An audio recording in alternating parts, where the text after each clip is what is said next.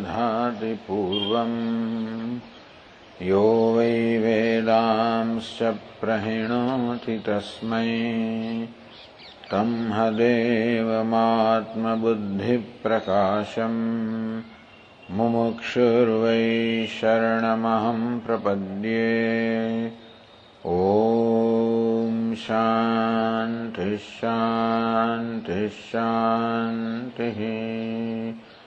ॐ नमो ब्रह्मादिभ्यो ब्रह्मविद्यासम्प्रदायकर्तृभ्यो वंशर्षिभ्यो महद्भ्यो नमो गुरुभ्यः। सर्वोपप्लवरहितः प्रज्ञानघनः प्रत्यगर्थो ब्रह्मैवाहमस्मि ब्रह्मैवाहमस्मि। ॐ नारायणं पद्मभवं वसिष्ठं शक्तिं च तत्पुत्रपराशरं च व्यासं शुकं गौडपदं महान्तं गोविन्दयोगीन्द्रमथास्य शिष्यं श्रीशङ्कराचार्यमथास्य पद्मपादं च हस्तामलकं च शिष्यं तन्तोटकं वार्तिककारमन्यान् अस्मद्गुरून् सन्ततमानतोऽस्मि। श्रुतिस्मृतिपुराणानाम् आलयं करुणालयं नमामि भगवत्पादं शङ्करं लोकशङ्करं शङ्करं शङ्कराचार्यं केशवं बादरायणं सूत्रभाष्यकृतौ वन्दे भगवन्तौ पुनः पुनः। ईश्वरो गुरुरात्मेति मूर्तिभेदविभागिने व्योमवद्व्याप्तदेहाय दक्षिणामूर्तये नमः। ॐ पार्थाय प्रतिबोधितां भगवता नारायणेन स्वयं व्यासेन ग्रथितां पुराणमुनिना मध्ये महाभारतम् अद्वैतामृतवर्षिणीं भगवतीम् अष्टादशाध्यायिनीम् अम्ब त्वामनुसन्दधामि भगवद्गीते भवद्वेषिणी। यं ब्रह्मा वरुणेन्द्ररुद्रमरुतः स्तुन्वन्ति दिव्यैस्तवैः वेदैः साङ्गपदक्रमोपनिषदैः गायन्ति यं सामगाः। ध्यानावस्थिततद्गतेन मनसा पश्यन्ति यं योगिनः यस्यान्तन्न विदुःसुरगणाः देवाय तस्मै नमः। पहले 2 श्लोकों।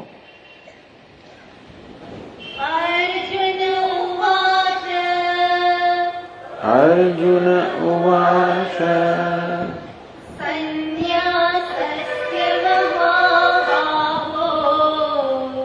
संन्यासस्य महाबाहो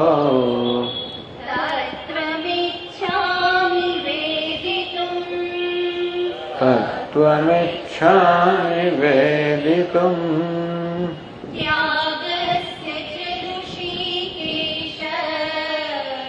त्यागस्य च ऋषिकेश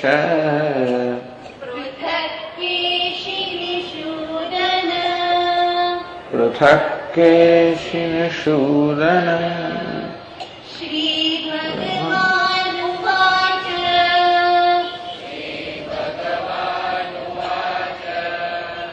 काम्यानां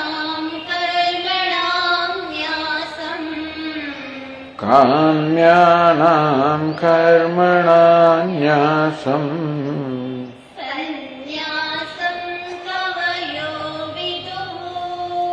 सन्न्यासं कवयो विदुः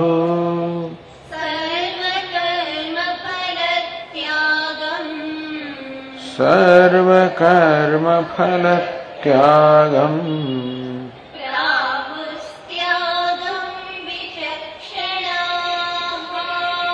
प्राहुस्त्यागं विचक्षणाः। अर्जुन उवाच, अर्जुन बोले, अर्जुन प्रश्न पूछो,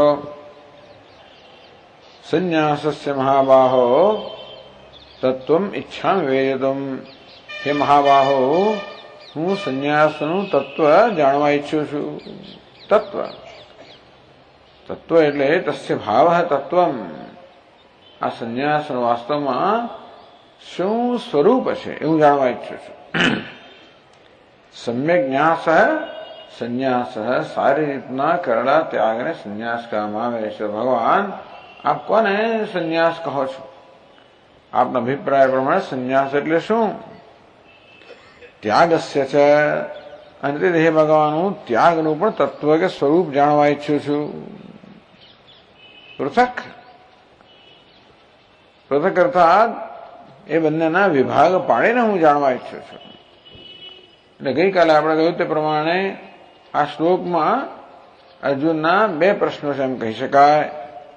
એક તો એ કે હે ભગવાન, આ ત્યાગ અને સંન્યાસ આ બે શબ્દોનો અર્થ જુદો જુદો થાય કે બંનેનો અર્થ સમાન થાય? આમ વ્યાકરણની દ્રષ્ટિએ જોઈએ તો એ બહુ જુદો અર્થ નથી. ન્યાસનો અર્થ પણ છોડી દેવો, ત્યાગનો અર્થ પણ છોડી દેવું, અને તેથી આમ બંનેનો અર્થ સરખો જ થાય છે. અને ભગવાનના સંન્યાસ અને ત્યાગ બંને શબ્દોનો પ્રયોગ અત્યાર સુધીના અધ્યાયોમાં અનેક સ્થળોએ કરેલો છે.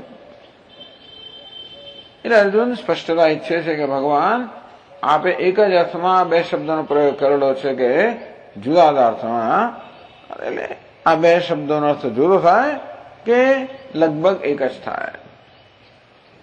એક જ થાય તો પણ સારું, અને તો પછી આગળ પૃથક અર્થાત એ ત્રણેયનું વર્ગીકરણ કરીને સત્વ રજસ તમસ એ ત્રણ ગુણોના આધારે આ સંન્યાસ કે ત્યાગનું વર્ગીકરણ કરીને કે સાત્વિક ત્યાગ કે સંન્યાસ કેવો હોય, રાજસ ત્યાગ કે સંન્યાસ કેવો હોય, તામસ ત્યાગ કે સંન્યાસ કેવો હોય, એવું જાણવા ઈચ્છું છું. આ રીતે આ શ્લોકમાં આપણે અર્જુનના બે પ્રશ્નો જોઈ શકીએ. એમાં પહેલા પ્રશ્ન ઉત્તર ભગવાન આપે છે બીજા શ્લોકમાં. શ્રી ભગવાન વાચ, ભગવાને કહ્યું, કામ્યાનામ કર્મણામ ન્યાસમ સંન્યાસમ કવયો વિદુઃ. કવયઃ કવિયો સૂક્ષ્મદર્શિનઃ. તો સૂક્ષ્મ તત્વનું દર્શન કરવું એ જેનો સ્વભાવ છે, એવી ક્ષમતા જે ધરાવે છે એવા કવિઓ સૂક્ષ્માર્થદર્શિનઃ એ લોકો શું કહે છે? કામ્યાનામ કર્મણામ ન્યાસમ સંન્યાસમ. એ લોકો સંન્યાસ આ શબ્દને આ સમજાવે છે કે બધા કામ્ય કર્મનો ત્યાગ કરવો એનું નામ સંન્યાસ. તો ગઈકાલે ચર્ચા ચાલી રહી હતી કે શાસ્ત્રમાં વિવિધ પ્રકારના કર્મ કહેવામાં આવ્યા છે. એક તો નિત્ય કર્મ, જે કરવાની આપણી ફરજ છે.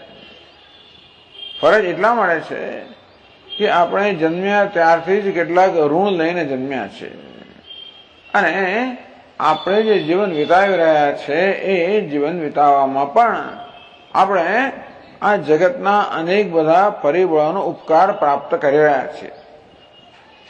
એટલે વેદોની આ પ્રકારની દ્રષ્ટિ છે કે આપણા ઉપકાર થઈ રહ્યો છે, તેથી આપણા જીવનમાં વળતો ઉપકાર હોવો જોઈએ. પરસ્પરમ ભાવયંત શ્રેય પરમવાપ્સથ. દેવાન ભાવયતાનેન તે દેવા ભાવયંતુ વઃ. પ્રજાપતિએ સૃષ્ટિના પ્રારંભમાં મનુષ્યને કહ્યું કે મનુષ્યો, તમે આ દેવતાઓને ખુશ કરો, એમને તુષ્ટ કરો, એમનું પોષણ કરો, અને દેવતાઓ તમારું પોષણ કરશે. પરસ્પરમ ભાવયંત આમ એકબીજાનું પોષણ કરતા કરતા એકબીજાને સંતુષ્ટ કરતા કરતા તમે જીવનમાં પરમ શ્રેયને પ્રાપ્ત કરો. આવી સરસ વ્યવસ્થા છે. ઉપકાર્ય ઉપકારક એ પ્રકારની વ્યવસ્થા આ જગતમાં છે, જગતની રચનામાં છે. એ તે જગત રચાયેલું છે કે દરેક દરેક વ્યક્તિ કે દરેક દરેક જીવ જગત પાસેથી ઉપકાર પ્રાપ્ત કરે છે અને જગત પ્રત્યે ઉપકાર કરે છે.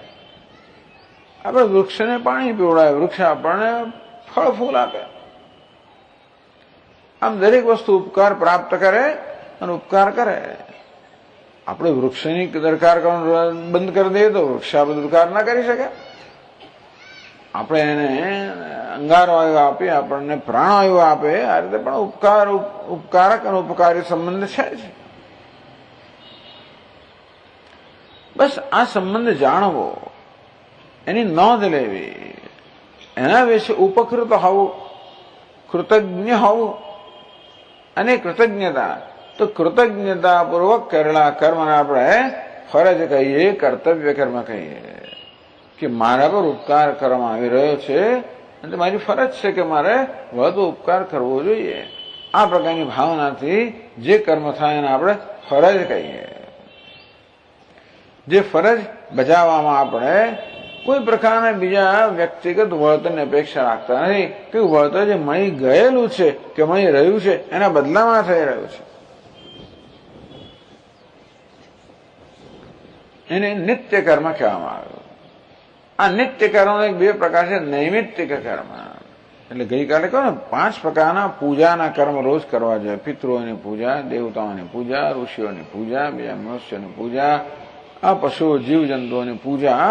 પૂજા એટલે એ બધાની કાળજી કરવી આપણા જીવનમાં હોવું જોઈએ. નિત્ય દરરોજ કરવાના કર્મ.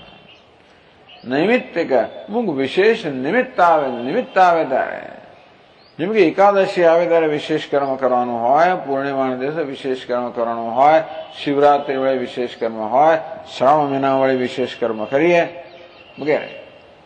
એને નૈમિત્તિક કર્મ કહેવાય. ઔનિત્ય અનૈમિત્ત કર્મ આપણે કરવા જોઈએ. બીજા પ્રકારના કર્મ છે કામ્ય કર્મ. કામનાથી કે કામનાને પૂરી કરવા માટે એની ઈચ્છાથી પ્રેરાયને થયેલા કર્મ. કારણ કે માણસને ઘણી જરૂરિયાતો હોય છે વ્યક્તિગત. પોતાનું અને પોતાના કુટુંબનું ભરણ પોષણ કરવાનું હોય, પોતાની જવાબદારીઓ પૂરી કરવાની હોય, પોતાની ઘણી મહત્વાકાંક્ષા અભિલાષાઓને પૂરી કરવાની હોય, ઘણી મહત્વાકાંક્ષાઓ હોય, જરૂરિયાતો પણ હોય અને મહત્વાકાંક્ષાઓ પણ હોય. આ બધી પૂરી કરવા માટે કામ્ય કર્મ, કામનાથી પ્રેરાઈને થતા કર્મ. પણ આ કામ્ય કર્મ ઈચ્છાથી પ્રેરાઈને થતું કર્મ કરીએ એટલે ઈચ્છા તો પૂરી થાય, કર્મ ફળ તો આપણને મળે, પણ જોડે જોડે એ ફળ જો સફળતા હોય તો આપણે રાગ જન્માવે, નિષ્ફળતા હોય તો દ્વેષ જન્માવે. આમ કામ્ય કર્મ જે છે એ પાછા રાગ દ્વેષ જન્માવનારા છે. એમ કરીને વળી પાછી બીજી ઈચ્છાઓ જન્માવનારા છે, વળી બીજું કર્મ જન્માવનારા છે, વળી પાછા રાગ દ્વેષ જન્માવનારા છે. આમ કામ્ય કર્મ છે રાગ દ્વેષ ઉત્પન્ન કરીને આ જન્મ મૃત્યુની પરંપરા ચાલુ રાખનારા છે, બંધન કરનારા છે. બે કામ્ય કર્મ છે. ત્રીજું છે પ્રાયશ્ચિત કર્મ. પ્રાયશ્ચિત આપણાથી કંઈ દોષ થઈ ગયો હોય તો દોષના નિવારણ માટે પ્રાયશ્ચિત કર્મ કહેવામાં આવે છે. પણ બીજા છે નિષિદ્ધ કર્મ. નિષિદ્ધ એટલે જે નિષેધ કરવામાં આવ્યો છે, જે ના કરવું જોઈએ. જેમ કે જે પ્રકારનું વર્તન આપણે બીજા પાસેથી ન ઈચ્છીએ એવું બીજા પ્રત્યે ના કરવું જોઈએ. ન હિંસાત સર્વભૂતાની, કોઈ પ્રાણીની હિંસા ન કરવી જોઈએ. કે હિંસાના કર્મને આપણે નિષિદ્ધ કર્મ કહીએ. એમાં નિષિદ્ધ કર્મ છે. આવા જુદા જુદા પ્રકારના કર્મ છે. એમાંથી સાધકે નિત્ય નૈમિત્તિક કર્મ કરવા જોઈએ. નિષિદ્ધ કર્મ ના જ કરવા જોઈએ. હવે આપણને અહીં કહેવામાં આવે છે કામ્યાનામ કર્મણામ ન્યાસમ સંન્યાસમ કવયો વિદુઃ. કેટલાક કવિઓ અર્થાત પંડિતો વિદ્વાનો કહે છે કે કામ્ય કર્મને છોડી દેવા જોઈએ, એને સંન્યાસ કહેવાય. જો આ કયા પ્રકારના સંન્યાસની વાત થઈ રહી છે, કોઈ વિદ્વત સંન્યાસની વાત થતી નથી, આ વિવિધિશા સંન્યાસની વાત થતી નથી. આ તો કર્મ કરનાર માણસે લેવાના સંન્યાસની વાત છે.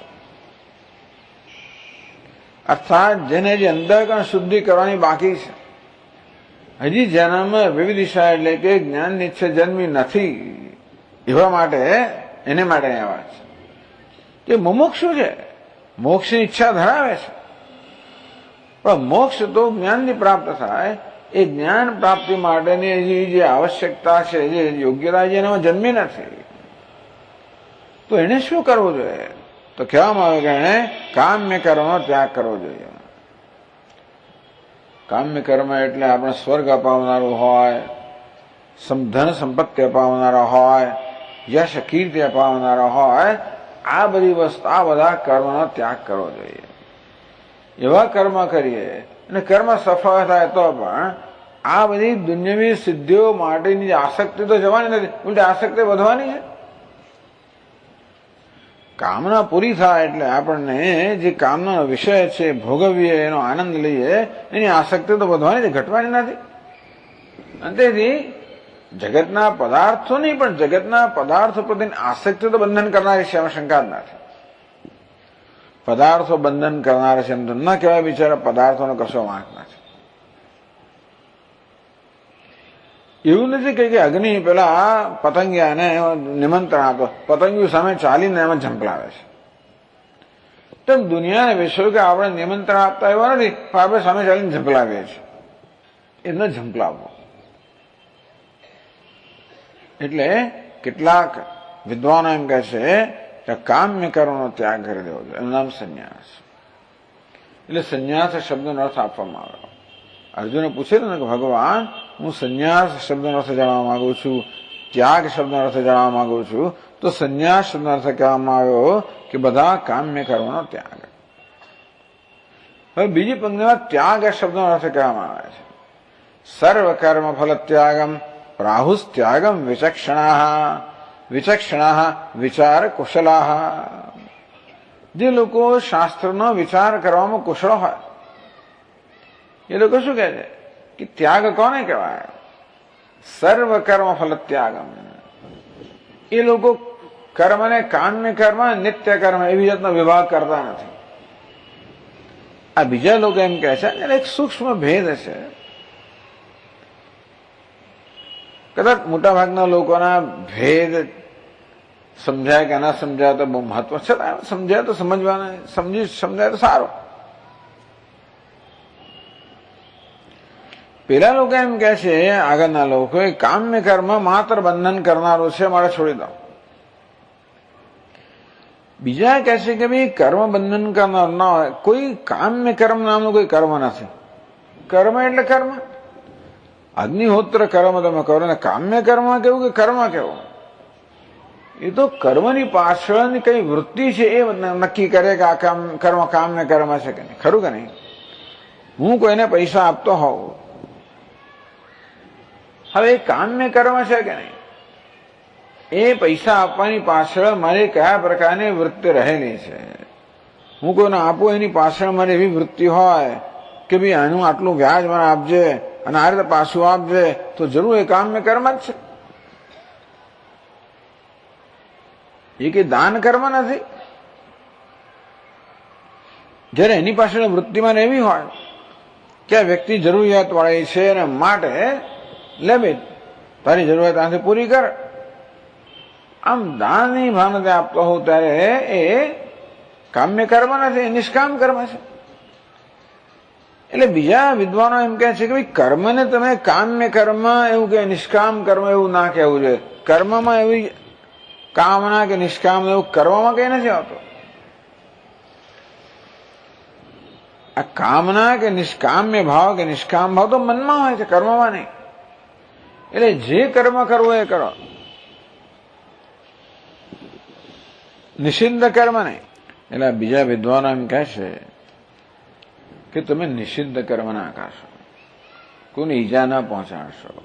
નિષિદ્ધ કર્મ એટલે દુનિયાનો જે કાયદો છે એ કાયદાનો ભંગ ના કરશો. જગતમાં જે સંવાદિતા છે, ધર્મ છે, અધર્મનું કર્મ ના કરશો. પણ બાકી જે કર્મ કરવું એ કરો. કર્મ નક્કી નથી કરતું કે કામ્ય કર્મ છે કે નિષ્કામ કર્મ છે, તમારી વૃત્તિ નક્કી કરે છે. એટલે શું કહે છે? સર્વ કર્મ ફલ ત્યાગમ. કોઈ પણ કર્મ તમે કરો, માત્ર ફળના ત્યાગ સાથે કર્મ કરો. સર્વ કર્મ ફલ ત્યાગમ. જે કોઈ કર્મ કરો એ કરો. જેને કામ્ય કર્મ કહેવામાં આવે છે એવું કરો તો વાંધો નથી. માત્ર ફળનો ત્યાગ કરો, ફળની આસક્તિનો ત્યાગ કરો. ટૂંકમાં જે કોઈ કર્મ કરો એ ઈશ્વરને અર્પણ કરવાની ભાવનાથી કરો. કયું કર્મ કરો છો એ મહત્વનું નથી. તમે જો આટલો સૂક્ષ્મ ભેદ સમજી શક્યા હશો કે પહેલો અભિપ્રાય એ છે કે કામ્ય કર્મને છોડી દો તો ખાલી નિત્ય કર્મ જ બાકી રહ્યા, અને નિત્ય કર્મમાં તો કોઈ ફળની ઈચ્છા હોય નહીં એટલે નિષ્કામ કર્મ જ થઈ ગયા. બીજો અભિપ્રાય કહે છે કે જે કર્મ કરવું એ કરો, પરંતુ એ કર્મમાં ફળની અપેક્ષા ના રાખશો એટલે નિષ્કામ કર્મ જ થઈ જશે. એટલે બહુ ઝાઝો બેમાં તફાવત નથી. એકમાં અમુક કર્મ ન કરવાનો કહું, બીજામાં બધાએ કર્મ કરવાનો કહું, પણ બંનેમાં કર્મ ફળની આસક્તિનો ત્યાગ તો રહેલો જ છે. સર્વ કર્મ ફલ ત્યાગમ પ્રાહુસ ત્યાગમ વિચક્ષણા. બીજા વિચાર કુશળ વિદ્વાનો છે એમ કહે છે કે બધા જ કર્મના ફળનો ત્યાગ કરો. કોઈ પણ કર્મ કરો, ફળનો ત્યાગ કરવા દ્વારા કરો, ફળનો ત્યાગ સહિત કરો તો એને ત્યાગ કહેવાય છે. આ રીતે આ વ્યાખ્યામાં આ સંન્યાસ અને ત્યાગ એ બે શબ્દોનો કઈ અર્થ બહુ ભેદા ઝાઝા જુદા નથી. બંને ત્યાગ તો રહેલો જ છે અને બંનેમાં કર્મના ફળનો ત્યાગ રહેલો છે. જો ભગવદ્ ગીતાનું આ એક બહુ અગત્યનું શિક્ષણ છે, અગત્યનો બોધ છે. ભગવાન આપણને આસક્તિનો ત્યાગ શીખવે છે. દુનિયામાં કોઈ વસ્તુ આપણે બંધન કરનારી નથી. કોઈ સગાવાલાને ભલે આપણે ફરિયાદ કરતા હોઈએ, બધા સગા સંબંધી સ્વાર્થના સગા વગેરે આપણે ભલે એવું કહેતા હોઈએ, કોઈ આપણે બંધન કરનારું નથી. સગાવાલાએ બંધન કરનાર નથી, દુનિયાના વિષયો બંધન કરનાર નથી, કશું બંધન કરનારું નથી. સ્વરૂપ છે. કશું બંધન કરે છે? આપણો એમની સાથેનો સંબંધ બંધન કરનાર છે. આપણો સંબંધ જો આસક્તિ ન હોય તો આસક્તિ બંધન કરનારી છે. સંબંધ પણ બંધન કરનારો છે કહેવા કરતા એમાં રહેલી આસક્તિ બંધન કરનારી છે. માં પોતાના પુત્રને ચાહતી હોય તો એ કઈ બંધન કરનાર નથી, પણ એ ચાહનામાં આસક્તિ આવી જાય, એવું થઈ જાય કે પછી માને દીકરા વગર ચાલે જ નહીં. પોતાની સ્વસ્થતા માટે અત્યંત પરતંત્ર બની જાય, એનું આસક્તિ. પરતંત્ર એ પરતંત્રતા દુઃખ આપનારી છે, આસક્તિ દુઃખ આપનારી છે. અને પરતંત્રતામાંથી મુક્ત થવાની સ્વતંત્રતા આપણને છે. મારો દીકરો કોણ હશે નક્કી કરવાની સ્વતંત્રતા આપણને નથી. ખરેખર બી કયા ઘરમાં હું જન્મીશ અને કોણ મારા મા બાપ હશે એ તો ભગવાન નક્કી કરે. કોણ મારો ભાઈ થઈને આવશે, કોણ મારી બહેન થઈને આવશે, એ બધું પણ આપણે નક્કી કરી શકતા નથી. પણ એ બધા સાથે હું કયા પ્રકારનો સંબંધ રાખી શકું એ નક્કી કરવાની સ્વતંત્રતા મારામાં છે. આપણે જે કરી શકીએ એ માટેનો જ આદેશ આપવામાં ના આપણને. આસક્તિનો ત્યાગ. શરૂઆત ક્યાંથી કરવી? કર્મના ફળની આસક્તિનો ત્યાગ. કારણ કે બધાને એ આસક્તિ તો હોય જ છે. કશુંક પણ કર્મ આપણે કરીએ એટલે તરત જ આપણું મન પ્રશ્ન પૂછવાનું કે આમાં મારું શું, એમાંથી મને શું મળવાનું છે. આ સ્વાર્થ ભાવના તો મનની અંદર બરોબર વ્યાપેલી છે. લાલો લાભ વગર લોટે નહીં, તેવી રીતે આપણે લાભ ન થતો તો કશું જ ના કરીએ. કદાચ કોઈ સ્થૂળ લાભની ગણતરી ન પણ હોય, કે આ દ્વારા મને કંઈક પૈસા મળે કે એવું મળે એવી ગણતરી ના હોય, તો પણ કઈ સૂક્ષ્મ લાભની ગણતરી હોય, આ દ્વારા કોઈ મારી કદર કરે, કોઈ જરા મને મારી પ્રશંસા કરે, કંઈક જરા લોકો મારી વાહ વાહ કરે, કંઈક અંદરથી એવી જાતની પણ અપેક્ષા હોય છે. આ બધી ફળની જ અપેક્ષા છે. આ પ્રકારની અપેક્ષાને જ આસક્તિ કહેવામાં આવે છે. એટલા જ માટે મોટે ભાગે આપણે કશું પણ કરતા હોઈએ ત્યારે એ કરવાની પાછળ ગણતરી હોય છે. હું એવું કર્મ કરવાનું પસંદ કરું જે કરવા દ્વારા મને વ્યક્તિગત કશો લાભ થતો હોય, મારો અહંકાર પોષાતો હોય, મારી ઇન્દ્રિયોને કે મનોરંજન મળતું હોય, મારી લાગણી સંતોષાતી હોય, મારી બુદ્ધિને કંઈક સંતોષ મળતો હોય, આનંદ મળતો હોય. આપણે વ્યક્તિત્વના ભિન્ન ભિન્ન સ્તરે સુખ કે આનંદ પ્રાપ્ત કરતા હોઈએ છીએ. મને કોઈને કોઈ પ્રકારનો આનંદ આપણે શોધતા જ હોઈએ છીએ, કારણ કે આપણા મનમાં નિશ્ચય થઈ ગયો છે કે હું તો દુઃખી છું જ, અને સુખ તો મારે બહારથી જ પ્રાપ્ત કરવાનું છે. અને તેથી આપણે કર્મને સુખ મેળવવાનું સાધન બનાવતા હોઈએ છીએ. કર્મ એવી રીતે કરું જેથી એ દ્વારા મને સુખ મળે. થાય છે શું? કેમ કરવાથી આપણે કર્મ પર વધુ આધારિત થતા જઈએ છીએ, વિશ્વ પર આધારિત થતા જઈએ છીએ. આપણા સુખ માટે આપણે પરતંત્ર બનતા જઈએ છીએ. ભગવાન આપણામાંથી મુક્ત કરવા માંગે છે કે સ્વતંત્ર બનાવો. સ્વતંત્ર કેમ બનાવે? તમે અંદરથી સુખ પ્રાપ્ત કરશો તો સ્વતંત્ર બનશો. આંતરિક સુખ પ્રાપ્ત કરશો, અંતઃકરણનું સુખ પ્રાપ્ત કરશો, આત્માનું સુખ પ્રાપ્ત કરશો તો સ્વતંત્રતા મળવાની છે. એ કેમ પ્રાપ્ત કરવું? જ્યારે બહારના વિષયમાંથી સુખની ભીખ માંગવાનું છોડી દેશો,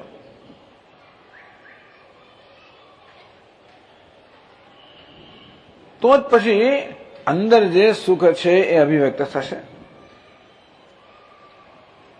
બાહ્ય સ્પર્શેષુ અસક્તાત્મા વિંદત્યાત્મનિયત સુખમ. ભગવાને 5મા અધ્યાયમાં કહ્યું કે બહારના વિષયોમાંથી જેમ જેમ આપણી આસક્તિ ઓછી થાય તેમ તેમ મનુષ્યને આંતરિક જે સુખ છે એનો અનુભવ થવા માંડે છે. અહીંયા 18મા અધ્યાયમાં કહે છે કે સાત્વિક સુખ કેવું છે? આત્મબુદ્ધિ પ્રસાદજમ તત્સુખમ સાત્વિકમ પ્રોક્તમ આત્મબુદ્ધિ પ્રસાદજમ. અંતઃકરણની શુદ્ધતાને કારણે, નિર્મળતાને કારણે કે આત્માની અભિવ્યક્તિને કારણે જે સુખ મળે છે એ સાત્વિક સુખ છે, એ મુક્ત કરનારું સુખ છે. તો ભગવાન આપણને શીખવાડે છે કેવી રીતે બંધન કરનારા સુખને છોડીને મુક્ત કરનારા સુખને પ્રાપ્ત કરવું. એટલે બધે જ આપણા બોધ આપણે આસક્તિને છોડવાનો બોધ આપવામાં આવે છે. પરતંત્રતા છોડવી, અપેક્ષા છોડવી, માંગણ વૃત્તિ છોડવી. એ કેમ છોડાય? માંગવાની વૃત્તિને બદલે આપવાની વૃત્તિ છે ને એને પ્રયત્નપૂર્વક સ્થાપિત કરવી. દરેક કર્મને કશુંક આપવાનું સાધન બનાવો. દરેક કર્મને માંગવાનું સાધન બનાવવાને બદલે આપવાનું સાધન બનાવો. કંઈક તમારા કર્મથી કોઈકને જરાક આશ્વાસન મળે, કોઈકને જરા સુખ મળે, કંઈક નાનું નાનું પણ થાય. આપણા કર્મથી એવું કંઈક નાનો ઉપકાર થાય. એ પ્રકારની વૃત્તિ રાખો, એ પ્રકારની ભાવના રાખો. બસ એનું નામ ફળનો ત્યાગ. ફળનો ત્યાગ એટલે એમ ન માનવું કે ફળ નહીં મળે. કર્મ કરે એટલે ફળ તો આવવાનું જ છે. ફળનો ત્યાગ એટલે જે ફળ આવે એને હું ઈશ્વરના પ્રસાદ રૂપે સ્વીકારી લઉં. મને કોઈ આગ્રહ નથી કે મેં કર્મ કર્યું માટે અમુક જ પ્રકારનું પરિણામ આવવું જોઈએ, એવું કોઈ આગ્રહ નથી. ભગવાન જે કે પરિણામ આવશે એ મને સ્વીકાર્ય છે. સર્વ કર્મ ફલ ત્યાગમ આમ જે કંઈ કર્મ કરો, શાસ્ત્રમાં જેને કામ્ય કર્મ કહેવામાં આવે એ કર્મ પણ કરો, પણ કામના વગર કરો, કર્મના ફળની આસક્તિ વગર કરો. તો કઈ ભાવનાથી કરો? કશુંક આપવાની ભાવનાથી કરો. આ જગતની રચનામાં યોજનામાં કંઈક ફાળો આપવાની ભાવનાથી કરો. રાહુસ્ત્યાગમ વિચક્ષણા, એને વિચાર કુશળ વિદ્વાનોએ ત્યાગ કહ્યો છે. આ રીતે બંનેમાં કામનાનો ત્યાગ કે આસક્તિનો ત્યાગ, હેલો સંન્યાસ કહો કે ત્યાગ કહો, એમાં કોઈ ઝાઝો તફાવત નથી. તેથી અર્જુનના પહેલા પ્રશ્ન ઉત્તર આપવામાં આવ્યો કે સંન્યાસ અને ત્યાગ એ બે શબ્દોના અર્થમાં બહુ મહાન તફાવત નથી, બંનેનો અર્થ એક જ થાય. પછીના શ્લોકોમાં ભગવાન આ બે શબ્દો મોટે ભાગે ત્યાગ શબ્દ વાપરે છે. સંન્યાસ અને ત્યાગ બંને માટે હવે પછીના શ્લોકમાં મોટે ભગવાન ત્યાગ શબ્દ વાપરે. ક્યાંક સંન્યાસ પણ વાપરશે, પણ બંનેને એક જ અર્થમાં બંને શબ્દનો પ્રયોગ કરશે. તો બીજો પ્રશ્ન હતો કે મહારાજ, જો બંનેનો અર્થ એક જ થતો હોય તો મને આપ વિભાગ કરીને કહો કે સાત્વિક ત્યાગ કોને કહેવાય, રાજસ ત્યાગ કોને કહેવાય, તામસ ત્યાગ કોને કહેવાય. આ બધા ત્યાગના વિભાગ કરીને આપ મને કહો. તો ભગવાન વિભાગ કરીને કે પહેલા જરા ભૂમિકા બાંધે છે. તો ત્રીજા શ્લોકમાંથી ભૂમિકા બાંધે. ત્રીજા શ્લોકમાં કહે છે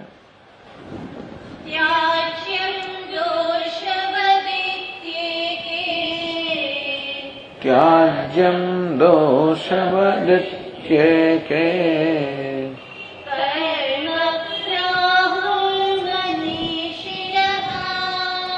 કર્મ પ્રાહુર્મનીષિણઃ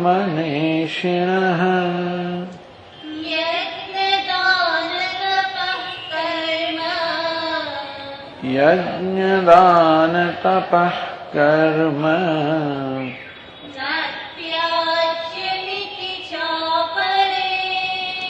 ન ત્યાજ્યમિતિ ચાપરે. એમ ભગવાન કેટલાક વિદ્વાનોનો અભિપ્રાય પૂર્વ પક્ષ રૂપે રજૂ કરે છે. પોતાનો અભિપ્રાય રજૂ કરવા માટે ત્રણ પ્રકારનો ત્યાગ ભગવાન કહેવાના છે: સાત્વિક ત્યાગ, રાજસ ત્યાગ અને તામસ ત્યાગ. એ વિશે ભગવાન પોતાનો અભિપ્રાય રજૂ કરવાના છે. પોતાનો અભિપ્રાય રજૂ કરવાનો ભગવાન પહેલા પૂર્વ પક્ષ. પૂર્વ પક્ષ એટલે વિરોધી પક્ષ. આપણા પક્ષના જે વિરોધી છે એ લોકો શું કહે છે એ કહીને પછી એના સંદર્ભ ભગવાન કહે હું શું કહું છું. એક રીત છે, એટલે આપણે બંને પક્ષોને સમજી શકીએ. એટલે આ ત્રીજા શ્લોકની પહેલી પંક્તિમાં ભગવાન પૂર્વ પક્ષ કહે છે ત્યાજ્યમ દોષવત ઇત્યેકે કર્મ પ્રાહુર મનીષિણ. એકે મનીષિણ પ્રાહુ. કેટલાક મનીષિણ ભગવાન કેવા કેવા શબ્દો વાપરે છે. તો અહીંયા કવય, વિચક્ષણા, મનીષિણ બધાનો અર્થ એક જ થાય છે. બધાનો અર્થ વિદ્વાનો એવો જ થાય છે. તો કેટલાક મનીષી લોકો, કેટલાક વિદ્વાનો, શાસ્ત્રના પંડિતો, તો કેટલાક મનીષી એટલે વિદ્વાનો એમ કહે છે કે કર્મ માત્ર છોડી દેવું જોઈએ. કામ્ય કરવા, નિત્ય કર્મ, જે કે કર્મ બધું છોડી દો. કેટલાક લોકો કર્મના જ વિરોધી છે. આપણે ત્યાં બધા ષડ દર્શનમાં એક સાંખ્ય દર્શન છે. એ સાંખ્ય દર્શન અનુયાયીઓ તો કર્મ માત્રના વિરોધી છે. એ કહે છે કે કર્મ માત્ર દોષ વાળું છે. સાંખ્ય લોકો એમ કહે છે કે દરેક કર્મમાં કોઈને કોઈ હિંસા રહેલી જ છે. આમ જો તો વાત સાચી જ છે. દરેક દરેક કર્મમાં કશીક હિંસા તો રહેલી છે. તમે કોઈનો કોઈ પ્રકારનો યજ્ઞ કરો તો કશીક વસ્તુ તો હોમવી જ પડે. અંદર કંઈક તલ હોમવા પડે, કંઈક ડાંગર હોમવી પડે, કંઈક જવ હોમવા પડે, કંઈક ખીર હોમવી પડે, કશુંક તો હોમવું પડે. આ બધી સજીવ વસ્તુઓ છે. અંતેથી કંઈક તો હિંસા રહેલી જ છે, માના નથી. તે સાંખ્ય લોકો કહે છે કે તમે એક બાજુ કહો છો ન હિંસાત સર્વભૂતાની, કોઈ પ્રાણી હિંસા ન કરવી જોઈએ, અને બીજી બાજુ વેદની અંદર આવી જાતના કર્મનું વિધાન કરવામાં છે. કર્મ માત્ર હિંસા અંદર હિંસા યુક્ત છે, એના માટે ગમે તે કર્મ છોડી દેવું જોઈએ. અથવા એમ કહી શકાય કે ઘણા લોકો એમ માને છે કે આ કર્મ છે ને એ બંધન કરનારું છે, અને માટે તમારે કર્મ છોડી જ દેવું જોઈએ, સંન્યાસ જ લઈ લેવો જોઈએ. તમારે જો જ્ઞાન પ્રાપ્ત કરવું હોય તો કર્મ છોડી દેવું જોઈએ, કારણ કે કર્મ બંધન કરનારું છે. એટલે જ્ઞાનની પ્રાપ્તિમાં એ લોકોને કર્મનો કોઈ ઉપયોગ દેખાતો જ નથી. જેમ અર્જુનને પણ ભગવદ્ ગીતાના પ્રારંભમાં કર્મનો કોઈ ઉપયોગ જણાયો જ નહીં. ન ચ શ્રેયોનું પશ્યામી હત્વા સ્વજનમાહવે. હે ભગવાન, આ યુદ્ધ મેદાનમાં મારા સ્વજનોની હત્યા કરીને મારે કઈ કલ્યાણ થયું મને જણાતો નથી. આ કર્મનો શું ઉપયોગ છે? આમ કેટલાક એવા હોય છે જે લોકો કર્મને નકામું માને છે, નિરુપયોગી માને છે, એ લોકોને પરમનું બંધન કરનારું માને છે. એ લોકો એમ માને છે કે આધ્યાત્મિક સાધનામાં કર્મ તો આડું આવનારું છે, અવરોધ કરનારું છે, માટે કર્મને છોડી જ દેવું જોઈએ. ત્યાજ્યમ દોષવત, કારણ કે દરેક દરેક કર્મ કોઈને કોઈ પ્રકારનો દોષ વાળું છે, આધ્યાત્મિક સાધનામાં બંધન કરનારું છે, અવરોધ કરનારું છે, માટે છોડી દેવું જોઈએ. સદોષવત, જેમ રાગ અને દ્વેષ દોષ આપણે છોડી દેવું એટલે કર્મ પણ છોડી દેવું જોઈએ, એવું માનનારા કેટલાક વિદ્વાનો. એટલે સમજો કે આ એક પક્ષ એવો છે અને પૂર્વ પક્ષ કહેવામાં આવ્યો, એ કહે છે કર્મ માત્ર છોડી દો બસ. કોને કહે છે? અરે ભાઈ, આ તો હજી જેનું અંતઃકરણ શુદ્ધ થયું એને પણ કહેવામાં આવે છે. કોની વાત કરીએ છીએ? હજી જેનું અંતઃકરણ શુદ્ધ થયું નથી, હજી જેનામાં વિવિધિશા એટલે કે જ્ઞાનની ઈચ્છા જન્મી નથી.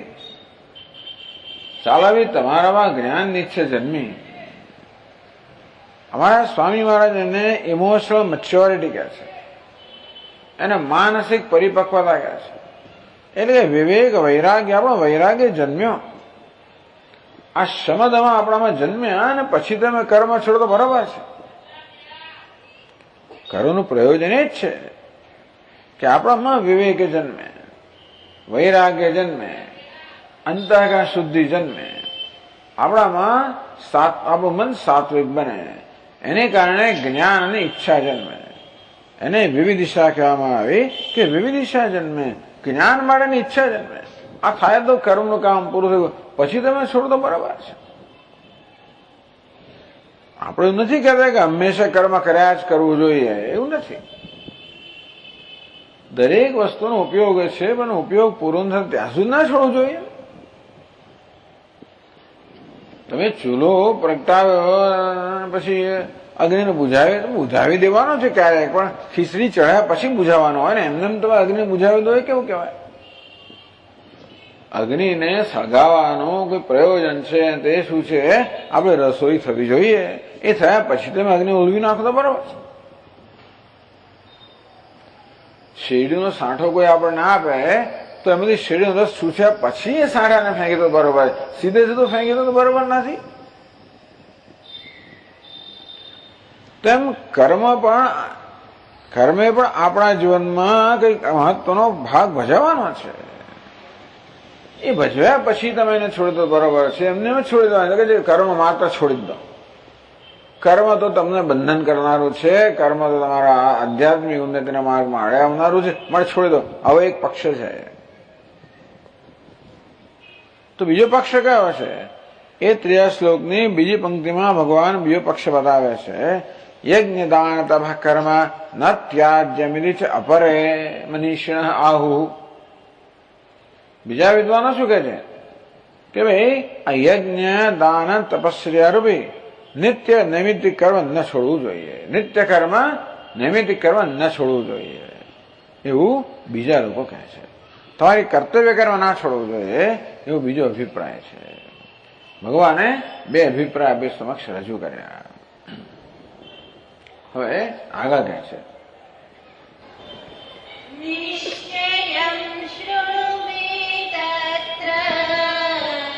નિશ્ચયં શૃણુ મે તત્ર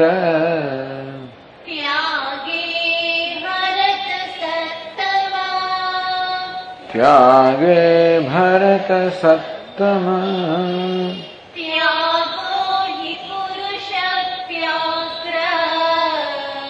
ત્યાગો હિ પુરુષ વ્યાઘ્ર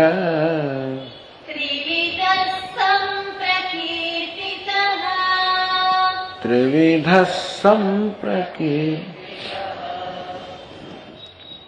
નિશ્ચયમ શૃણુ મે તત્ર ત્યાગે તત્ર ત્યાગે. હે અર્જુન, એ ત્યાગના વિષયમાં મેં નિશ્ચયમ શૃણુ, મારે આપનો શું નિશ્ચય છે? આપણે 2 પક્ષ આપણે રજૂ તો કર્યા. પહેલો પક્ષ એવો છે કે કર્મ માત્ર છોડી દેવું જોઈએ. બીજો પક્ષ એવો છે કે નહીં ભાઈ, નિત્ય નૈમિત્તિક કર્મ ન છોડવું જોઈએ. આ યજ્ઞ દાન તપસ્યા આ કર્મ તો ન છોડવું જોઈએ એ બીજો પક્ષ છે. હે ભગવાન, આપનો શું અભિપ્રાય છે? મેં તો આપનો અભિપ્રાય પૂછ્યો છે. એટલે પોતાનો અભિપ્રાય જણાવવા માટે ભગવાને 2 અભિપ્રાય જણાવ્યા, જેથી કયા સંદર્ભમાં ભગવાન પોતાનો અભિપ્રાય આપે છે આપણે સમજી શકીએ. તત્ર ત્યાગે મેં નિશ્ચયમ શૃણુ. હે અર્જુન, ભરત સત્તમ, ભારતોમાં શ્રેષ્ઠ, ભરત કુલમાં જેનો ઉદ્ભવ થયો છે એવા ભારતોમાં શ્રેષ્ઠ હે અર્જુન, આ ત્યાગના વિષયમાં મારો જે નિશ્ચય છે એ તું સાંભળ. મારા શું નિશ્ચય છે? ત્યાગો હિ પુરુષ વ્યાઘ્ર ત્રિવિધ સંપ્રકીર્તિત. હે પુરુષ વ્યાઘ્ર, નર શાર્દૂલ, પુરુષોમાં મનુષ્યમાં વ્યાઘ્ર સમાન. આ બધા પશુઓમાં વ્યાઘ્ર વાઘ છે ને સૌથી વધારે બળવાન કહેવાય છે, સિંહ કરતા પણ. આમ સિંહને વનનો રાજા કહ્યો તો છે, પણ સિંહ સૌથી બળવાન પ્રાણી નથી. પહેલા એક જમાનો એવો હતો કે આખા ભારતમાં સિંહ વ્યાપેલા હતા. છે ઓરિસ્સામાં અને બંગાળમાં બધે સિંહ હતા. ત્યાંથી ભગાડી વાઘ લોકોએ સિંહોને ભગાડી મૂક્યા. બધા અહીં ભેગા થયા છે. અત્યારે ગીરમાં આપણે ત્યાં ભેગા થયા છે. એટલે આપણે ખરેખર તો સિંહ છે એ આપણું એક બહુ મોટું સદભાગ્ય છે કે આપણે ત્યાં છે. આપણે એક વિશેષતા એમ કહો. પણ આ વાઘ છે બહુ બળવાન પ્રાણી છે. પુરુષ વ્યાઘ્ર, પુરુષો વ્યાઘ્ર સમાન, પુરુષોમાં સૌથી બળવાન. અર્જુનને 2 પ્રકારની યોગ્યતા છે. એક તો અર્જુન જન્મથી જ ઉત્તમ કુળમાં જન્મ્યો હોવાને કારણે શ્રેષ્ઠ સંસ્કારના ઉત્તમતા જન્માવે છે, ધરાવે છે. આપણે કયા કુળમાં જન્મ્યા છે, કયા પ્રકારના સંસ્કાર પ્રાપ્ત થયા છે, કયા પ્રકારની આપણને કેળવણી મળી છે, બધું મહત્વનું છે. અને તેથી કયા કુળમાં જન્મ્યા, ક્યાં જન્મ્યા એ મહત્વનું છે. એટલે ભરત સત્તમાં ભરત કુળમાં જન્મેલો છે અને એટલા માટે શ્રેષ્ઠ સંસ્કારને કેળવણી એને પ્રાપ્ત કર્યા છે. અને તેથી જન્મની સંસ્કારની કેળવણીની શ્રેષ્ઠતા જે ધરાવનાર છે. પણ આપણે સ્વયં કેવા છે? પુરુષ વ્યાઘ્ર, એ પુરુષમાં વ્યાઘ્ર સમાન છે. એને પોતાના પુરુષાર્થથી એ સ્થિતિ પ્રાપ્ત કરેલી છે. પુરુષોમાં શ્રેષ્ઠ છે. આમ મનુષ્યમાં શ્રેષ્ઠ એ પ્રકારની સ્થિતિ અર્જુન પોતાના પુરુષાર્થથી પ્રાપ્ત કરે છે. આમ બંને રીતે પોતાના કુળની દ્રષ્ટિએ જોવા જઈએ તો અને પુરુષાર્થની દ્રષ્ટિએ જોવા જઈએ તો બંને પ્રકારની શ્રેષ્ઠતા અર્જુન ધરાવે છે એવું સૂચન કરવા માટે ભગવાને આ બે વિશેષણો વાપર્યા છે કે અર્જુન તું તો આમાંનો શ્રેષ્ઠ પ્રકારનો ત્યાગ છે કરવાની યોગ્યતા ધરાવે છે, એ પ્રકારનો ત્યાગ તારે કરવો જોઈએ એવું સૂચવવા માટે ભગવાન આ બે વિશેષણો વાપરે છે. ત્યાગો હિ પુરુષ વ્યાઘ્ર, હે પુરુષ વ્યાઘ્ર. એ પોતાનો અભિપ્રાય જે બતાવ્યો નથી, પછી ભગવાન થોડા ફંટાઈ ગયા. આમ ભગવાને શું કહ્યું કે આ વિષયમાં, કયા વિષયમાં? એક પક્ષ એમ કહે છે કે બધા જ કર્મ છોડી દેવા જોઈએ, બીજો પક્ષ એમ કહે છે કે નહીં ભાઈ, યજ્ઞ દાન તપસ તો ન જ છોડવા જોઈએ. એ વિષયમાં મારો શું નિશ્ચય છે? તો ભગવાને કેવું જોઈએ કે યજ્ઞ દાન તપસ્યા ના છોડવા જોઈએ, એમનો નિશ્ચય છે. એવું કહેવાના બદલે વચમાં થોડીક બીજી વાત કરે છે. ત્યાગો હિ પુરુષ વ્યાઘ્ર ત્રિવિધ સંપ્રકીર્તિત. હે પુરુષ વ્યાઘ્ર, હે પુરુષોમાં શ્રેષ્ઠ, આ ત્યાગ છે ને એને ત્રણ પ્રકારનો કહેવામાં આવે છે. તો ભગવાન ત્યાગ શબ્દ વાપરે છે. આગળ જેમણે સંન્યાસ અને ત્યાગ બંને શબ્દનો પ્રયોગ થયેલો, એ બંને માટે હવે ભગવાન ત્યાગ શબ્દનો પ્રયોગ કરે છે. એ દ્વારા કહી રહ્યા છે કે સંન્યાસ અને ત્યાગમાં કોઈ તફાવત નથી. એ બે હું તફાવત જોતો નથી. હે પુરુષો વ્યાઘ્ર, આજે ત્યાગ છે કે સંન્યાસ છે એ ત્રણ પ્રકારનો છે. કયા ત્રણ પ્રકારના? આ ત્રણ પ્રકાર જોવાની પણ બે રીત છે. એક તો ત્રણ પ્રકાર એટલે ત્રણ ગુણો પર આધારિત, સાત્વિક, રાજસ અને તામસ. એક સાત્વિક ત્યાગ છે, એક રજોગુણી ત્યાગ છે, એક તમોગુણી ત્યાગ છે. અથવા એ ત્રણ પ્રકારનો બીજો પણ એક ત્યાગ છે. કયો? જો સાંભળો. એક તો આપણે કર્મ કરીએ અને જોડે જોડે કર્મના ફળની અપેક્ષા રાખીએ. કેટલાક ચેમ્પિયન લોકો એવા હોય છે, ચાલો કેટલાક સજ્જનો એવા હોય છે કે કર્મ તો કરે પરંતુ કર્મના ફળની અપેક્ષા ન રાખે. આ એક પ્રકારનો ત્યાગ છે. કર્મ તો કરવું પરંતુ કર્મના ફળની અપેક્ષા વગર કર્મ કરવું, આ એક પ્રકારનો ત્યાગ છે. બીજા કેવા છે હિન્દુસ્તાનમાં સામાન્ય હોય છે એવા લોકો કે કર્મના ફળની અપેક્ષા તો રાખવી પણ કર્મને છોડી દેવું. બધા લાભ મળવા જાય, 5th પે કમિશન ને 6th પે કમિશન ને ફલાણું પે કમિશન, ના પે કમિશન, ના બઢોરી, ના બધું મળવું છે.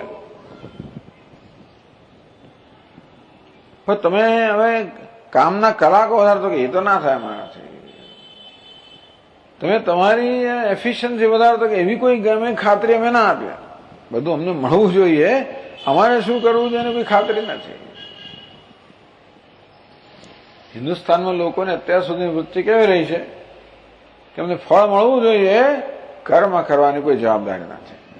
હવે તો મારી મછડીને બદલાશે, ક્યાં જવાના છે? આપણે બદલાઈશું પરંતુ આપણી ઈચ્છા વગર બદલાઈશું. મારી મછડીને બદલાઈશું. આ દુનિયા આપણને બદલશે.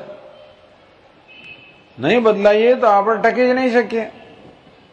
હવે સ્થિતિ એવી બી થઈ છે ને કે આપણે દુનિયાના બીજા દેશો સાથે સ્પર્ધા કરવી જ પડે. એમને તો હોડમાં ઉભા જ રહેવું પડે. જો ઉભા ના રહીએ તો આપણા દેશમાં આપણું જ બધું, બ્રિટિશ લોકોએ રાજ લઈ લીધું એક પ્રકારે, આ લોકો લઈ જ લે છે આપણું રાજ. આર્થિક પરતંત્રતા આવી જ જાય જો આપણે આપણું રક્ષણ ના કરીએ તો પેલા લોકો અર્થતંત્ર પોતાના હાથમાં જ લઈ લે. બધી ફેક્ટરી બંધ કરાવે છે. અને તેથી આપણે ટકી રહેવા માટે પણ એમની હોડમાં ઉભા જ રહેવું પડે. એ દોડે છે એટલે આપણે દોડવું પડે. એટલે આપણે પણ કામ કરવું જ પડે. એ નહીં ચાલે. એટલા માટે આપણે ત્યાં ધીમે ધીમે ધીમે આપણી પણ એફિશિયન્સી વધતી જાય છે, વધારવી પડે છે. આપણે ના છૂટકે. બાકી તો આ ત્યાગ છે. શેનો ત્યાગ? કર્મ ફળ તો મારે જોઈએ પણ કર્મનો ત્યાગ.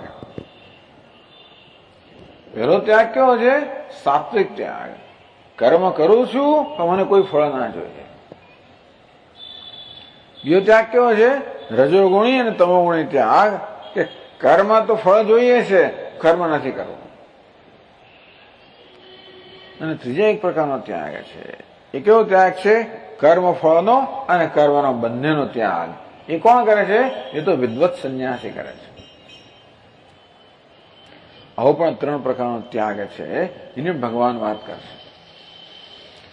તો ભગવાન આ 3 પ્રકારના ત્યાગની વાત કરશે. એમાં સાત્વિક, રાજસ, તામસ એવી વાત કરશે. અને જોડે જોડે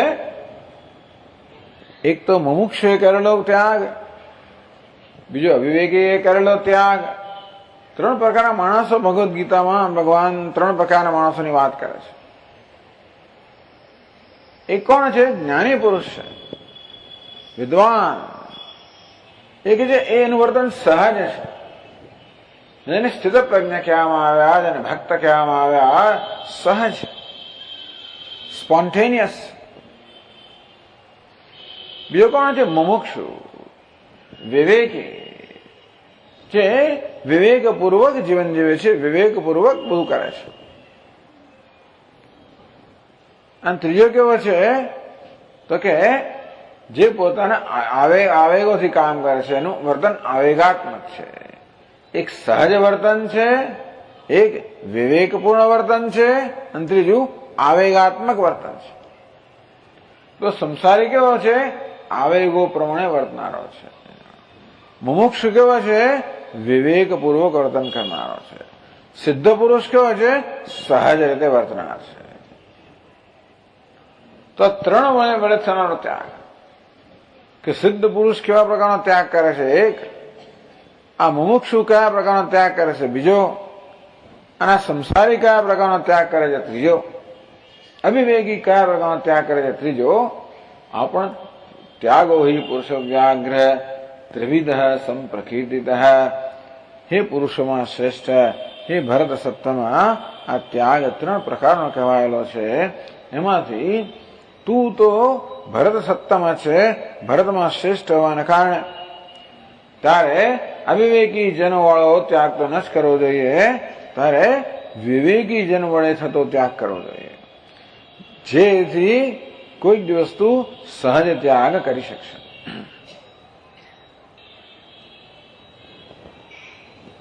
તો ચા હવે ભગવાન પોતાનો નિશ્ચય કહે છે. આગળ કહ્યું કે મારો નિશ્ચય સાંભળ. તો હવે કયો નિશ્ચય છે? ભગવાન 5મા શ્લોકમાં કહે છે,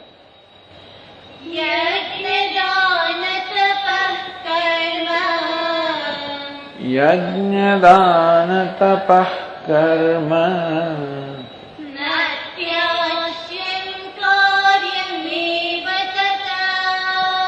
ન ત્યાજ્યમ કાર્યમેવ તત.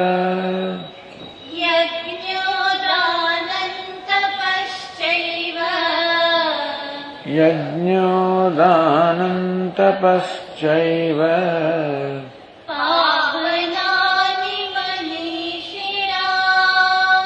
પાવનાનિ મનીષિણામ. ભગવાન કહે છે કે યજ્ઞ દાન તપઃ કરવા ન ત્યાજ્યમ. હું પોતાનો નિશ્ચય કહે છે, જે નિશ્ચય બીજા વિદ્વાનોના નિશ્ચય સમાન છે. સાંખ્ય લોકો એમ કહે છે કર્મ માત્ર છોડી દેવું જોઈએ, ભગવાન એને સંમત થતા નથી. બીજા વિદ્વાનોએ કહ્યું યજ્ઞ દાન તપઃ કરવા ન છોડવું જોઈએ, ભગવાન એની સંમત થાય છે કે યજ્ઞ દાન તપઃ કરવા ન ત્યાજ્યમ. એટલે ભગવાન કહી રહ્યા છે કે આપણા દરેકના જીવનમાં યજ્ઞ, દાન, તપશ્ચર્યા આ 3 વસ્તુ હોવી જોઈએ. આગળ જેને નિત્ય નૈમિત્તિક કર્મ કહેવામાં આવ્યા, એને 3થી દર્શાવે છે. જીવનમાં યજ્ઞ, દાન અને તપસ. યજ્ઞ એટલે ઈશ્વરની આરાધના. દાન એટલે આપણાથી વધારે જરૂરિયાતવાળા જે હોય એમને એની સાથે વહેંચવું. અને તપશ્ચર્યા એટલે વ્યક્તિગત જીવનની અંદર સંયમ. આમ વ્યક્તિગત સ્તરે તપશ્ચર્યા હોવી જોઈએ. આત્મસંયમ હોવો જોઈએ, ઇન્દ્રિય પર સંયમ હોવો જોઈએ, મન પર સંયમ હોવો જોઈએ. એટલે ભોજનમાં સંયમ હોવો જોઈએ દરેકમાં. યુક્ત આહાર વિહારસ્ય યુક્ત ચેષ્ટસ્ય કર્મસુ. આહારમાં વિહારમાં દરેક કર્મમાં બધી ચેષ્ટાઓની અંદર સંયમ હોવો જોઈએ, સાવધાની હોવી જોઈએ. આ પ્રકારનું તપ હોવું જોઈએ. જપ રૂપી તપ, ઉપવાસ રૂપી તપ, આ બધું તપ જે છે એ વ્યક્તિગત જીવનમાં હોવું જોઈએ. આમ વ્યક્તિગત જીવનમાં આત્મસંયમ. આપણું જીવન ઓછામાં ઓછી જરૂરિયાતથી ચાલે. આપણે વધારે ઉત્પન્ન કરીએ અને ઓછામાં ઓછું એમાંથી વાપરીએ, અને તો જ આપણે જગતની અંદર વધુને વધુ પ્રદાન કરનારા બનીએ. ઘણા લોકો ઉત્પન્ન બહુ ઓછું કરે ને વાપરે બહુ, તો કે નહીં, આપણે ઉત્પન્ન વધારે કરીએ અને ઉપયોગ ઓછામાં ઓછો કરીએ. તપશ્ચર્યા એટલે વ્યક્તિગત સ્તરે ઓછામાં ઓછો ઉપયોગ. તપશ્ચર્યા હોવી જોઈએ. એનાથી ચિત્તની એકાગ્રતા પ્રાપ્ત થાય. મનુષ્યએ કહ્યું છે કે ચિત્તની એકાગ્રતા એ જ વાસ્તવમાં શ્રેષ્ઠ તપશ્ચર્યા છે. તપશ્ચર્યા હોવી જોઈએ. દાન હોવું જોઈએ. ભગવાને આપણને જે આપ્યું છે એ બીજા જરૂરિયાત વાળાઓ સાથે વહેંચવાની આપણી એક ભાવના હોવી જોઈએ. કે આપણે છીએ એવા નસીબદાર બધા નથી હોતા. ભગવાન આપણને તો ઘણું જો કે આપણને કદાચ એવું નહીં લાગતું હોય. ઘણા લોકો હંમેશા ફરિયાદ કર્યા જ કરતા હશે કે ભગવાન અમને પૂરતું નથી આપ્યું. વાત સાચી છે, હશે. પછી બાઇબલમાં કહેવામાં આવ્યું કે હું ફરિયાદ કરતો હતો કે મારી પાસે જોડા નથી. ક્યાં સુધી? જ્યારે મેં જોયું કે વ્યક્તિને એક પગ જ નથી, ત્યાં સુધી ફરિયાદ કરતો હતો. આમ દુનિયામાં આપણા કરતા વધારે જરૂરિયાતવાળા અનેક લોકો હોય છે. જરૂર ભગવાન આપણને કદાચ બધું નહીં આપ્યું હોય અને આપણને વધુ આપે એવી સંભાવના, એટલે ટૂંકમાં આવી જરૂરિયાત હશે આપણી. પણ આમ જોવા જઈએ તો ભગવાન આપણે પૂરતું આપેલું પણ છે. એ કઈ દ્રષ્ટિએ? પેલું કહે ને કે ભાઈ આ ગ્લાસ છે, કોઈ કહે કે અડધો ભરેલો છે, બીજો કે અડધો ખાલી છે. એ જોવાની એક રીત છે ને. એમ ઘણી વાર માણસો માત્ર પોતાની પાસે શું નથી એનું જ હંમેશા ચિંતન કર્યા કરતા હોય છે. એને કારણે પોતાની પાસે જે છે કે પોતાને જે આપવામાં આવે છે એની કદર કરતા નથી હોતા. તો ભગવાને પોતાને જે આપ્યું છે એની કદર થાય. તો ચાલો, એટલે દાન જીવનમાં હોવું જોઈએ. દાન એટલે ભગવાને જે કંઈ આપ્યું હોય, સમય આપ્યો હોય, શક્તિ આપી હોય, સદભાવના આપી હોય, કે પ્રેમ આપ્યો હોય, કંઈક આવડત આપી હોય, એ આપણે ઉપલબ્ધ કરીએ અન્યને. અને યજ્ઞ હોવો જોઈએ. યજ્ઞનો અર્થ આત્મસમર્પણ કહો, કે ઈશ્વરની આરાધના કહો, દેવતાઓની આરાધના કહો, દેવતાઓનું પૂજન કહો, એ હોવું જોઈએ. યજ્ઞ, દાન અને તપશ્ચર્યા, આ ત્રણ વસ્તુ ભગવાન કહે છે જીવનમાં હોવી જ જોઈએ. યજ્ઞ, દાન, તપસ કર્મ ન ત્યાજ્યમ, આનો ત્યાગ તો ન જ થવો જોઈએ. કાર્યમેવ તત, એ તો કરવું જ જોઈએ. ભગવાન શા માટે કરવું જોઈએ? યજ્ઞ, દાન, તપસ કર્મનો કોઈ ત્યાગ ન કરવો જોઈએ, એનું આચરણ કરવું જ જોઈએ. એવું આટલું ભાર દઈને આપ શા માટે કરો છો? ભાર દઈને કહે છે. પહેલા કે ન ત્યાજ્યમ, ત્યાગવું ન જોઈએ, પછી તે કાર્યમેવ, કરવું જ જોઈએ. હવે ત્યાગવું ન જોઈએ એટલે કરવું જોઈએ કહેવાય જ ગયું ને. છે તો ફરી કહે છે ત્યાગવું ન જોઈએ, એ તો કરવું જ જોઈએ. શા માટે? તો બીજી પંક્તિમાં કહે છે યજ્ઞો દાનમ તપસ્યૈવ પાવનાની મનીષિણામ.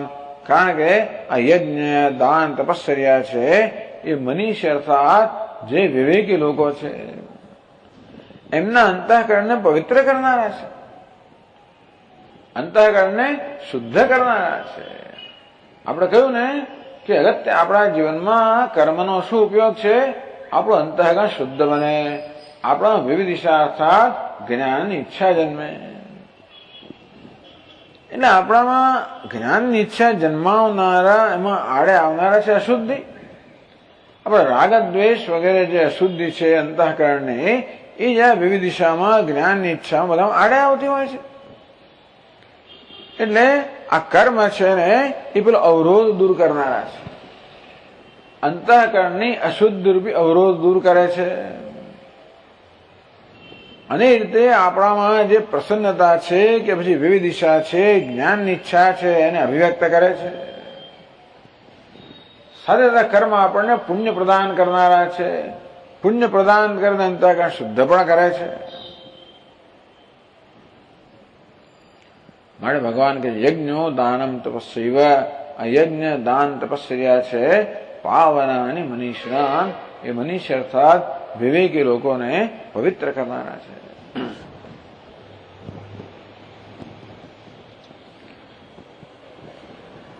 એ જ વાત પછી ભગવાન આગળ કહે છે, 6ઠ્ઠા શ્લોકમાં કહે છે,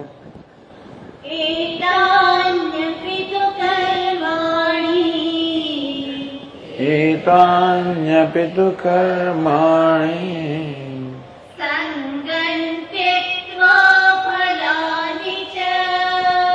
સંગમ ત્યક્ત્વા ફલાનિ ચ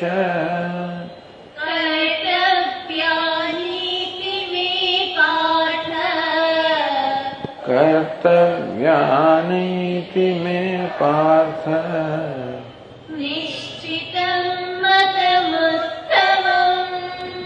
નિશ્ચિતમ મતમુત્તમમ. એતાની કર્માણી અપી, હે અર્જુન, યજ્ઞ દાન તપસ્યા બી કર્મ પણ કરવાના તો ખરા, કઈ રીતે કરવાના? સંગમ ત્યક્ત્વા ફલમ ફલાની ચ ત્યક્ત્વા કર્તવ્યાની, સંગનો અને ફળનો ત્યાગ કરીને કરવાના છે. એટલે કે આ કર્મ બંધન કરનાર નીવડે. આપણે યજ્ઞ કરીએ, દાન કરીએ, તપસ્યા કરીએ, આ કર્મ બંધન કરનાર નીવડે. જો આ કર્મને પણ ફળની ઈચ્છાથી સ્વાર્થ ભાવથી કરવામાં આવે તો આ કર્મ બંધન કરનાર નીવડે. આગળના શ્લોકમાં કહેવામાં આવ્યું કે યજ્ઞ દાન તપસ્યા તો આપણને પવિત્ર કરનારા છે. તો કોઈને એમ થયું કે મારા ભગવાન, આ યજ્ઞ દાન તપસ્યા પવિત્ર કરનારા હોય તો પછી આપણે એ સ્વાર્થ ભાવનાથી કરીએ કે નિસ્વાર્થ ભાવનાથી? કર્મ જ પવિત્ર કરનારા હોય તો પછી એને નિસ્વાર્થ ભાવનાની જરૂર નથી. તો ના, એવું નથી. કર્મ પવિત્ર કરનાર નથી, ભાવના પવિત્ર કરનારી છે. એટલે ભગવાન બંને વસ્તુ કહે છે કે કયા કર્મ કરવા જોઈએ અને કઈ ભાવનાથી કરવા જોઈએ. એતાની અભી કર્માણી, આ યજ્ઞ દાન તપસ્યા આ જ કર્મ કરવા જોઈએ, બીજા ના કરવા જોઈએ એમ પણ કહે છે. અને સાથે એ કર્મ પણ સંગનો ત્યાગ કરીને અને ફળનો ત્યાગ કરીને કરવા જોઈએ. સંગનો ત્યાગ એટલે શું? અહમ એવમ કરોમીતિ કર્તૃત્વાભિમાન. કર્મ કરતી વખતે આપણને એક પ્રકારનો અભિમાન હોય છે કે હું કરી રહ્યો છું. આમ તો હજી આપણે અજ્ઞાની હોઈએ ત્યાં સુધી એ પ્રકારનું અભિમાન તો રહેવાનું જ કે હું કરી રહ્યો છું. પણ ઘણી વાર અભિમાન બહુ તીવ્ર હોય છે કે મેં કર્યું. જોયું કોણે કર્યું? આમ જેને પોતે કર્યું એનું યશ પોતે લેતા હોઈએ, અથવા એ પ્રકારનો વહેમ ધરાવતા હોઈએ કે આ કર્મ તો હું કરી રહ્યો છું, આમાં કરવા મારો પુરુષાર્થ છે, આ મારી શક્તિથી કરી રહ્યો છું. ખરેખર એવું નથી આવતો. આપણે કર્મ કરીએ ત્યારે તો ઈશ્વરે આપેલી શક્તિથી કરતા હોઈએ છીએ ને. કર્મ આપણે કરીએ એમાં આપણો ફાળો જરૂર છે, ના તો નહીં. પણ આપણા સિવાય ઈશ્વરનો અને બીજા ઘણા બધાનો ફાળો આપણે કર્મ કરીએ એમાં છે, એની પણ નોંધ લેવાવી તો જોઈએ કે નહીં? અત્યારે પ્રવચન અપાઈ રહ્યું છે ને હું એવી જાતનો વહેમ ધરો તો મેં પ્રવચન આપ્યું, બસ આ તો મારું જ કર્મ છે, એ બરોબર તો નથી. આ પ્રવચન ક્યારે અપાય? પહેલું તો તમારી પાસે આ અવાજ પહોંચે ક્યારે, આ બધી સાઉન્ડ સિસ્ટમ કામ કરતી હોય તો. હમણાં કેવું તડાતડ બધું થતું હતું, મને તો લાગ્યું હમણાં ધડાકો એક થશે ને બધું બંધ જ થઈ જાય. થાય ને બહુ તડાતડ થયું, અહીં દબાવે પેલું દબાવે, ચલો છેવટે ચાલુ રહ્યું છે એટલું સારું છે, બાકી ના થાય આ કામ. આ બધી લાઈટો ના હોય તો કશું દેખાતું ના હોય તો કશું ના થાય. હવે તો ઉપર રહ્યું છે ને જોઉં છું કેટલા વહેલા આવે ને લોકો બધું કેવું કામ કરતા હોય છે. શણગારવાનું કામ કરે, સજાવવાનું કામ કરે, ગોઠવવાનું કામ કરે. આ બધી પૂર્વ તૈયારી ન થતી હોય તો કશું થાય નહીં. આ વિડીયોનો કેમેરા ગોઠવાઈ જાય, આ બધું ગોઠવાઈ જાય. આપણે તો આવે ને બેઠા આમ જાણે કે અને અહીંયા બુટા મુકાઈ ગયું પેલું મુકાય, એમને નથી થતું. આ બધું કોઈ કર્યું હોય ત્યારે થાય ને. જો આ ટેબલ પર કેટલી વસ્તુઓ છે અહીંયા આગળ, પેલું ગરમ પાણી, પેલું પાણી, ને પછી આ ગળામાં મૂકવાની ગોળી, ને કદાચ સ્વામીને જરૂર પડે એના માટે દ્રાક્ષનું લુમખું રાખેલું છે, કદાચ જરૂર પડે એના માટે માળા રાખેલી છે, કદાચ જરૂર પડે એના માટે સ્ફટિક રાખેલો છે, કદાચ જરૂર પડે માટે પેન, કેટલી વસ્તુ રાખેલી છે અહીંયા આગળ. ઘડિયાળ શું નથી. એ બધા ઉપરાંત ભગવદ્ ગીતા તો જોઈએ કે ના જોઈએ? ભાઈ ભગવાનના શ્લોકો, ભગવાન ઉપદેશ કર્યો ત્યારે આ વાત થાય છે ને. અને માત્ર એ શ્લોકો હોત તોય આપણે કશું ના થયું હોત તો શંકરાચાર્ય મહારાજે ભાષ્ય રચ્યું ત્યારે આ બધી કુશળતા છે બોલવાની. આ તો બધા પોપટની જેમ બોલવાનું છે, અંદર લખેલી વસ્તુ જ બોલવાની છે, કઈ વ્યક્તિગત કશું છે નહીં. એને સંભાળનારી પણ બધી ટીકાઓ છે પાછી. કોઈને એમ લાગે છે વિદ્વત્તાપૂર્ણ પ્રવચન બધું આમાંથી જ આવે છે. આ બધું ના હોત તો આ ફોલ્ડર પણ છે, પ્રેસ વાળાએ કેટલું કામ કર્યું હશે. ટૂંકમાં કોઈ પણ કર્મ થઈ રહ્યું, કોઈ પણ કર્મ એક વૈશ્વિક કર્મ, સમગ્ર વિશ્વ એમાં ખરેખર તો પોતાના ફાળો આપતું હોય છે. હવે બીજા આખા વિશ્વના ફાળો તો આપણે કદાચ ન જોઈ શકીએ, પણ કેટલા બધા નજીકના જે બધા પરિબળો છે એમનો ફાળાની નોંધ તો લેવાવી જોઈએ ને. એવું તો અભિમાન ના હોવું જોઈએ ને કે હું જ માત્ર આના માટે જવાબદાર છું. જે કર્મ થઈ રહ્યો હોય એમાં જેનો ફાળો હોય એની નોંધ લેવાવી જોઈએ. એ લોકોને એટલો એ પ્રકારનો યશ અપાવવો જોઈએ. આપણા મનમાં નમ્રતા હોવી જોઈએ, અભિમાન ના હોવું જોઈએ. કે ઈશ્વરનો મહાન અનુગ્રહ છે કે આ કર્મ કરવાની મને તક મળે. ભગવાને અને ગુરુએ એ પ્રકારનું જ્ઞાન આપ્યું. આ ઋષિઓએ આપણને આ બધા ગ્રંથો આપ્યા, ગુરુએ આપણને આ બધું જ્ઞાન આપ્યું. પહેલા એકડે એકથી શીખવાડ્યું આ ભાષાથી માંડીને, અને પછી આપણા સદગુરુને શું વાત કરવી. એટલે એ બધાનો કેટલો ઉપકાર છે. એ કારણે કર્મ થઈ રહ્યું છે તો કર્મમાં હું કરી રહ્યો છું એવું કર્તૃત્વ છે. ભાઈ કર્તૃત્વ કેવું છે? સાત્વિક કર્તૃત્વ હોવું જોઈએ, નમ્રતા યુક્ત કર્તૃત્વ હોવું જોઈએ, અભિમાન કે ગર્વયુક્ત કર્તૃત્વ નહીં. સંગમ ત્યક્ત્વા, એ દાન કરીએ ત્યારે પણ વહેમ ના હોવો જોઈએ કે હું મોટું દાન કરી રહ્યો છું. દાતવ્યમિતિ યદ્દાન દીયતે અનુપકારણે દેશે કાલે ચ પાત્રે ચ તદ્દાનમ સાત્વિકમ મતમ. કે મારે દાન કરવું જોઈએ, ભગવાને મને કેટલું આપેલું છે. અને કોઈક મારી પાસેથી સ્વીકારવા તૈયાર થયું ત્યારે હું દાન આપી શકું છું ને. આમ દાન કરવામાં પણ મને ગર્વ ના હોવો જોઈએ. મને ખરેખર તો એ દ્વારા પણ એક પ્રકારની મારામાં લાગણી હોવી જોઈએ, અહોભાવ હોવો જોઈએ કે આ કરવાની મને તક મળે. આમ કર્મ નમ્રતાથી થાય, ઈશ્વરના અનુગ્રહની નોંધ લેવાની સાથે થાય. તો એમ કહેવાય કે સંગમ ત્યક્ત્વા, સંગનો ત્યાગ કરીને, ફલાની છે અને વળી પાછા ફળોનો ત્યાગ કરીને. ફળની આસક્તિનો ત્યાગ કરે. મને એમાંથી કાંઈ જોઈતું નથી, કોઈ પ્રકારનું ફળ મને જોઈતું નથી, મને કોઈ લાભ નથી, કારણ કે લાભ બંધન કરનારો છે.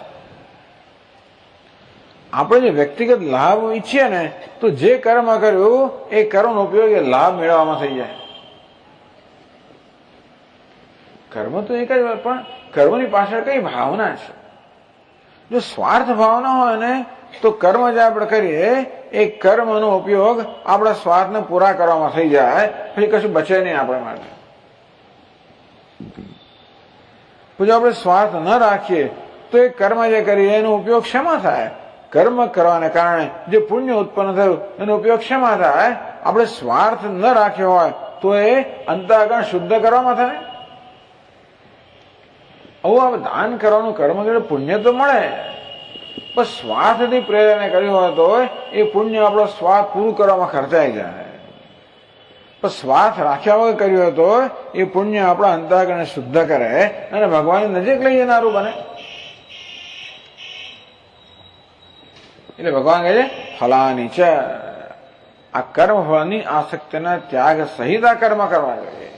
હિતાની કર્માણી આપી એમ ના માની લેવું કે યજ્ઞ દાન તપસ્યા છે માટે એ સ્વયં પવિત્ર કરનારા છે. જો એમની સાથે પણ જો ભાવના અયોગ્ય હશે તો એ પણ કર્મ પવિત્ર કરનારા નહીં નીવડે. પણ આ પ્રકારની ભાવના હશે કે સંગ નહીં હોય અને કર્મફળની આસક્તિ નહીં, તો આ ત્રણ પ્રકારના કર્મ આપણને પવિત્ર કરનારા નીવડશે. એટલે આગળના શ્લોકમાં કહ્યું યજ્ઞો દાનમ તપસ્યૈવ પાવનાની મનીષિણામ. યજ્ઞ દાન તપસ જે છે એ મનુષ્યોને અને વિવેકીઓને પવિત્ર કરનારા છે. ક્યારે? સંગમ ત્યક્ત્વા ફલાની છે, આ કર્મનો સંગ અને કર્મફળની આસક્તિના ત્યાગ સહિત એમને કરવામાં આવે ત્યારે એ પવિત્ર કરનારા અર્થાત અંતઃકરણ શુદ્ધ કરનારા છે. કર્તવ્યાની મે પાર્થ નિશ્ચિતમ મતમુત્તમમ. ભગવાન પોતાનો મત નિશ્ચિત મત કહે છે, અમારો નિશ્ચિત અભિપ્રાય છે, ઉત્તમ અભિપ્રાય છે. આવું રહસ્ય તો અર્જુન બીજે ક્યાંય તેને પ્રાપ્ત ન થાય. આ કરુણ રહસ્ય તો જાણી શકાય માત્ર ભગવાન પાસે કે શ્રેષ્ઠ ગુરુઓ પાસેથી. માટે મેં તને મારો ઉત્તમ અભિપ્રાય કે ઉત્તમ મત કહ્યો.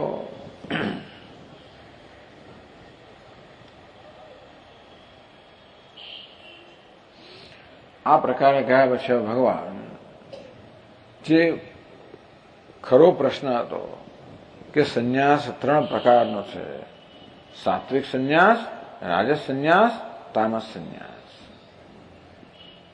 તો એ સંન્યાસની હવે આ ત્રણ ગુણો પ્રમાણે વિભાગ કરીને એ સંન્યાસનું વર્ણન હવે 7મા શ્લોકથી કરે છે. 7મા શ્લોકમાં કહે છે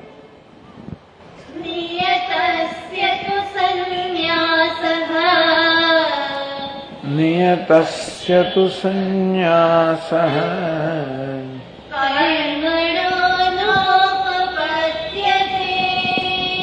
કર્મણો નોપપદ્યતે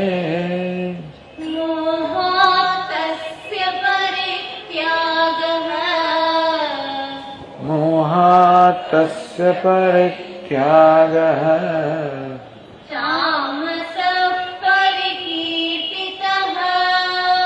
તામસઃ પરિકીર્તિતઃ.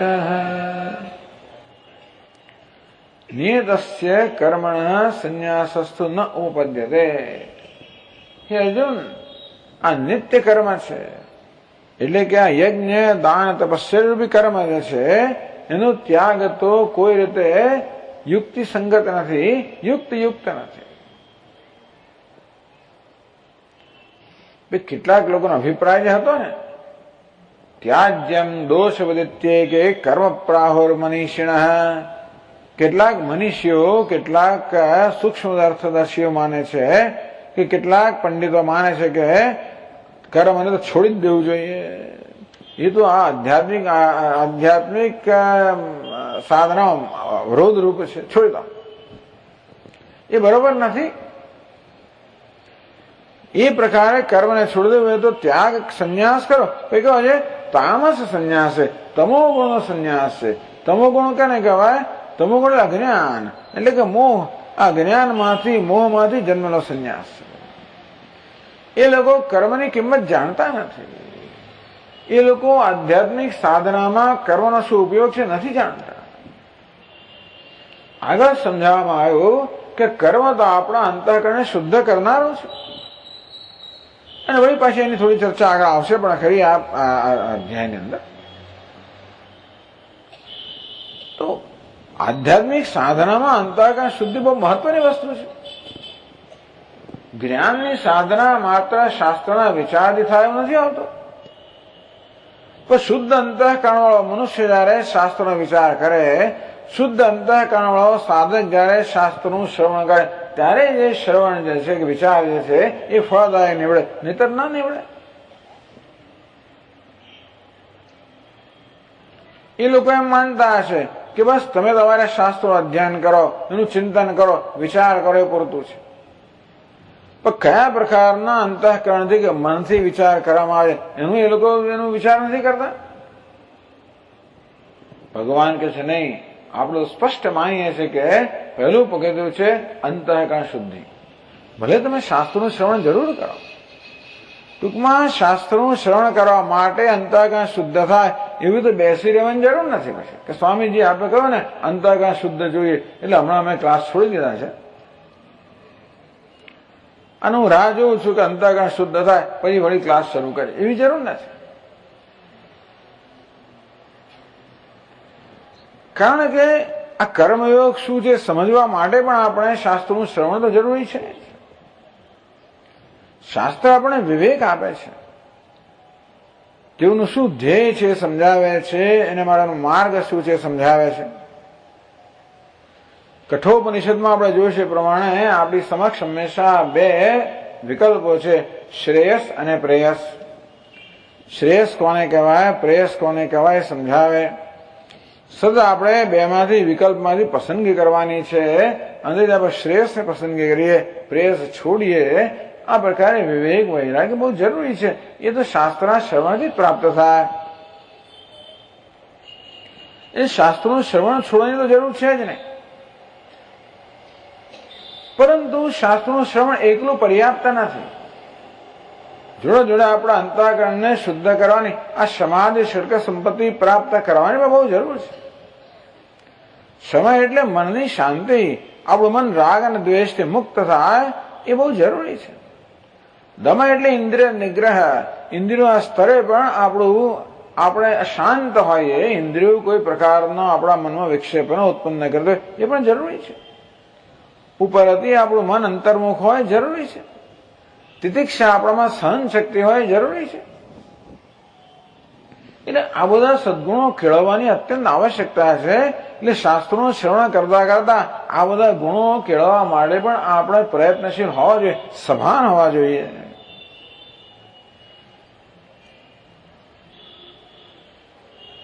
પણ આપણા મનમાં આ વસ્તુની સ્પષ્ટતા હોવી જોઈએ કે આપણું અંતઃકરણ શુદ્ધ હોય, સાત્વિક હોય, નિર્મળ હોય, પવિત્ર હોય એ તો જરૂરી છે. અભયમ સત્વ સંશુદ્ધિ, આપણા ઈરાદાઓ સ્પષ્ટ હોય, આપણા ઈરાદાઓ બધા પ્રામાણિક હોય. આપણે પ્રામાણિક હોઈએ, મનમાં જે વિચારતા હોઈએ એ પ્રકારે બોલીએ અને જે બોલતા હોઈએ એ પ્રકારે કરીએ.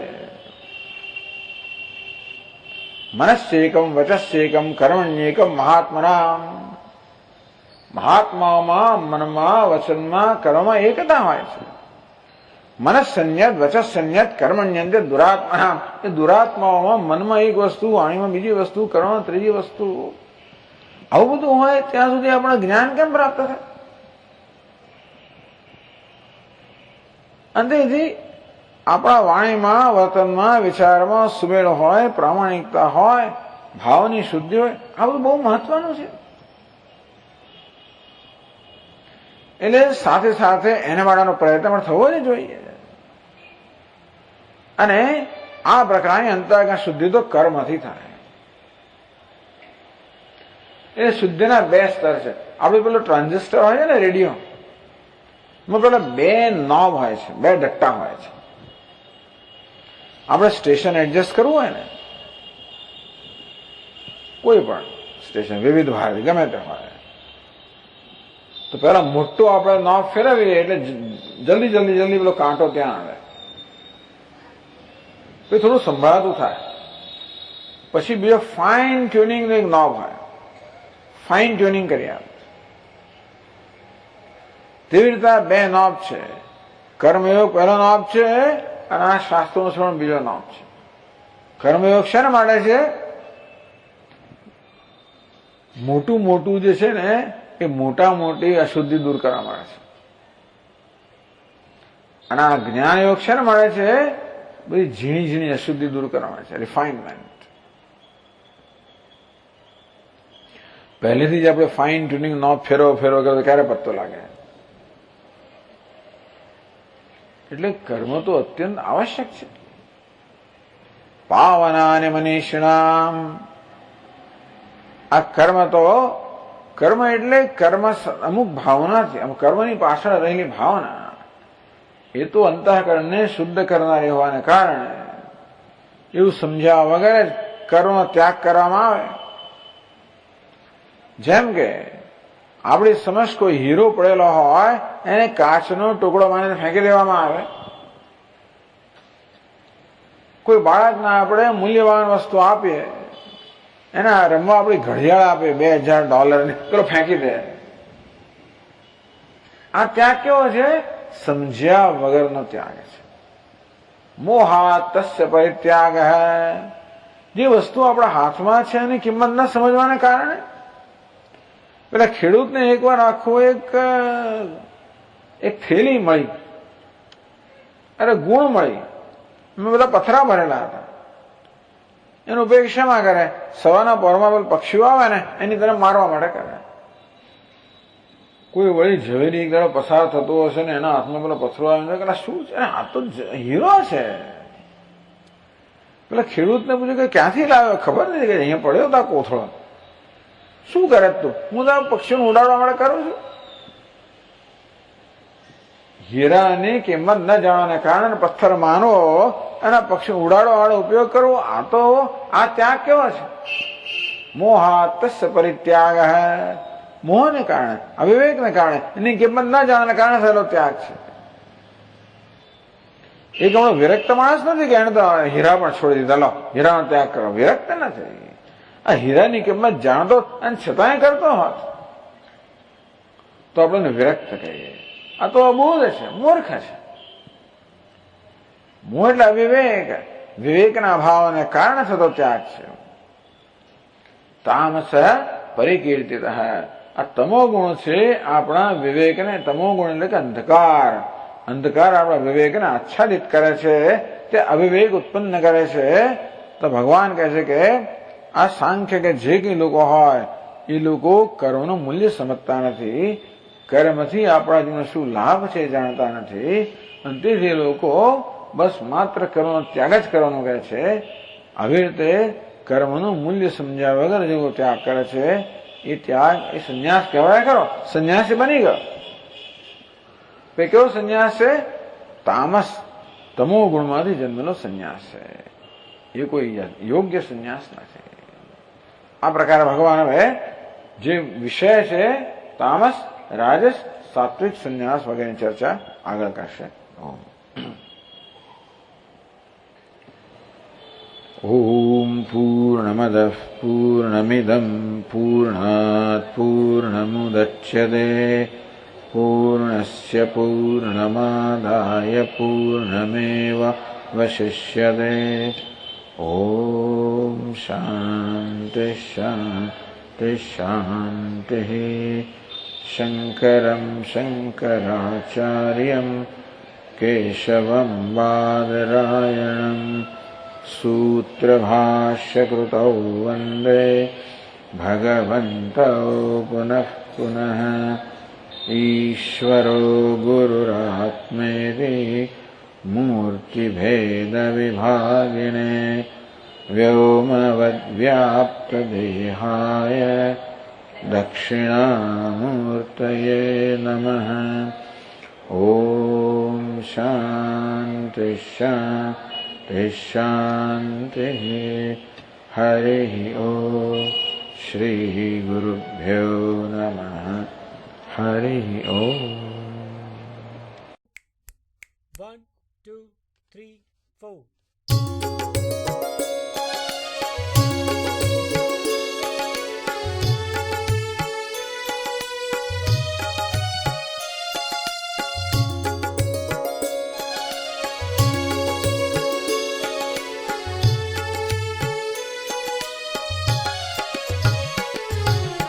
गजानना सदया जय जय गजानना सदया। गजानना सदया जय जय गजानना सदया। गजानना सदया जय जय गजानना सदया। गजानना सदया जय जय गजानना सदया। शंभु कुमारा गौरी तनया। शंभु कुमारा गौरी तनया। शंभु कुमारा गौरी तनया। शंभु कुमारा गौरी तनया। गजानना सदया जय जय गजानना सदया। गजानना सदया जय जय गजानना सदया। वरद गणेशा दुरित विनाशा। वरद गणेशा दुरित विनाशा। वरद गणेशा दुरित विनाशा। वरद गणेशा दुरित विनाशा। प्रणवाकारा नाथा सदया। प्रणवाकारा नाथ सदया। प्रणवाकारा नाथा सदया। प्रणवाकारा नाथ सदया। गजानना सदया जय जय गजानना सदया। गजानना सदया जय जय गजानना सदया। गजानना सदया जय जय गजानना सदया। गजानना सदया जय जय गजानना सदया। शंभु कुमारा गौरी तनया।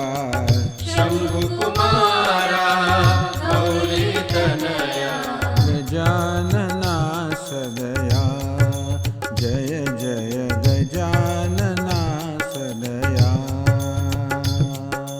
गजानना सदया जय जय गजानना सदया। वरद गणेशा दुरित विनाशा। वरद गणेशा दुरित विनाशा। प्रणवाकारा नाथा सदया। प्रणवाकारा नाथ सदया। गजानना सदया जय जय गजानना सदया। गजानना सदया जय जय गजानना सदया। गजानना सदया जय जय गजानना सदया। गजानना सदया जय जय गजानना सदया। गजानना सदया जय जय गजानना सदया।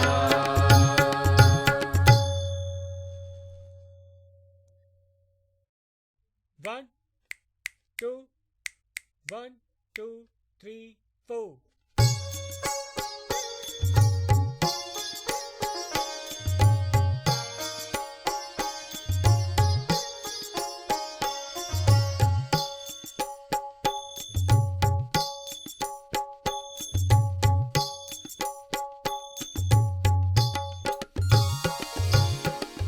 वंदन श्री देवा गणेशा वंदन श्री देवा गणेशा वंदन श्री देवा गणेशा वंदन श्री देवा गणेशा विघ्न हरेशा परम परेशा विघ्न हरेशा परम परेशा विघ्न हरेशा परम परेशा विघ्न हरेशा परम परेशा मंगलमय प्रभु मंगल ईशा मंगलमय प्रभु मंगल ईशा मंगलमय प्रभु मंगल ईशा मंगलमय प्रभु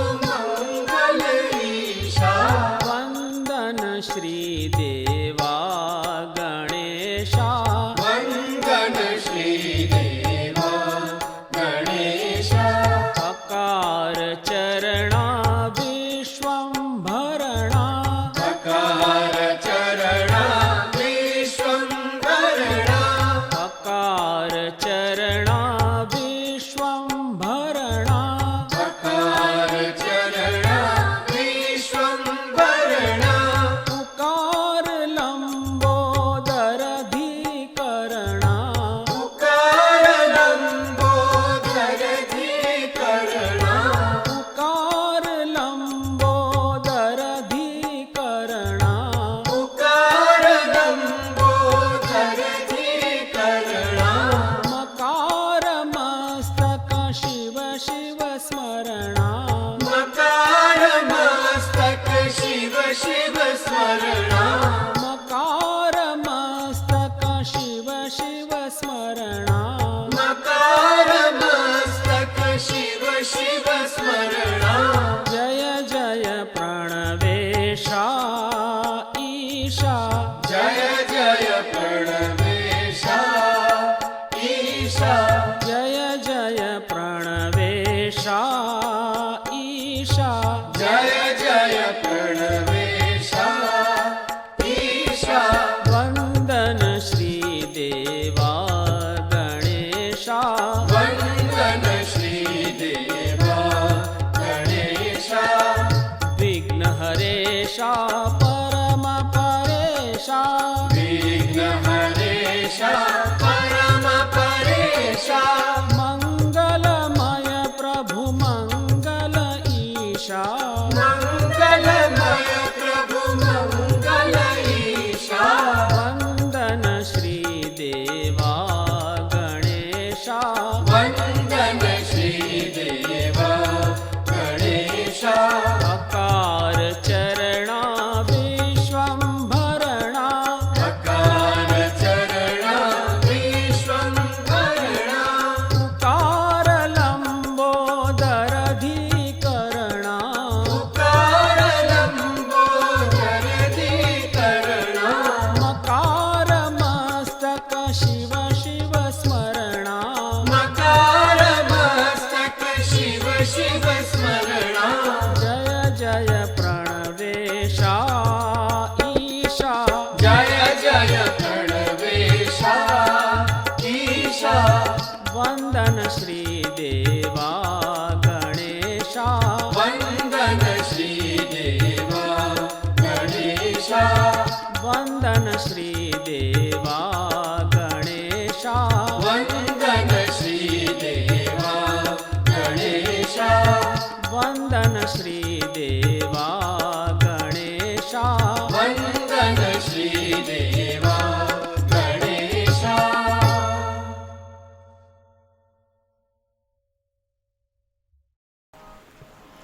बंसीधरा कन्हैया घनश्याम सुंदरा बंसीधरा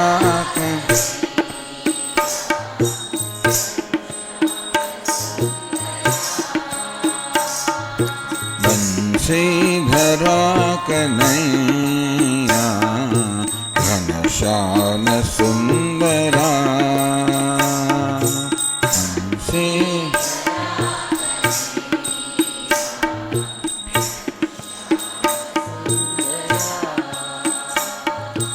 गिरिधारी गोप बाला वृंदावन विहारा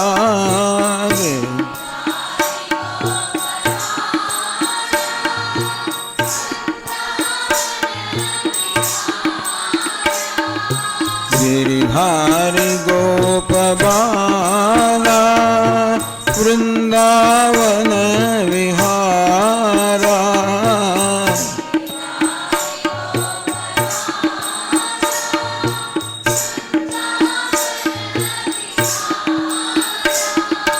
राधे गोपाल राधे गोपाल राधे गोपाल राधे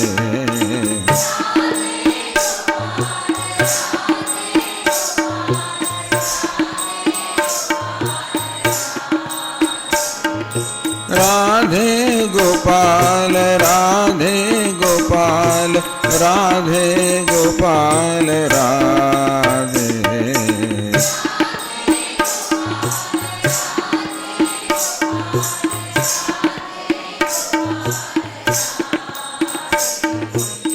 बंसीधरा कन्हैया घनश्याम सुंदरा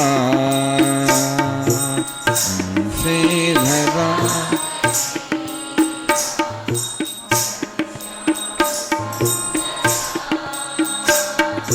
गोविंद माधवा हरे मधुसूदना मुकुंदा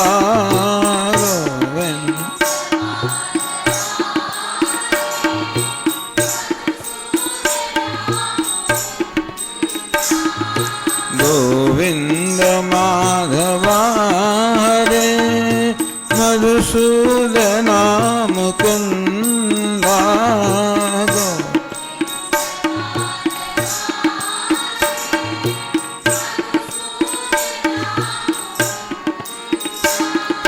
राधे गोपाल राधे गोपाल राधे गोपाल राधे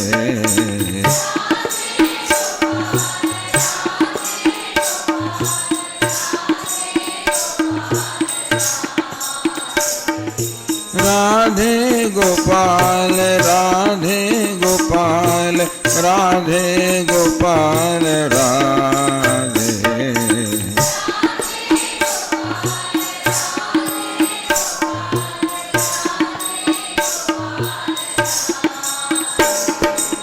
बंसीधरा कन्हैया घनश्याम सुंदरा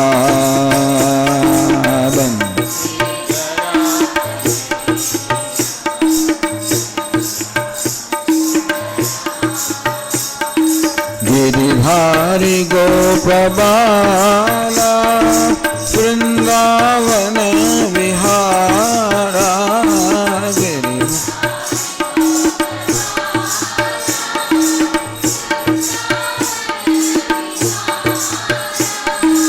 राधे गोपाल राधे गोपाल राधे गोपाल राधे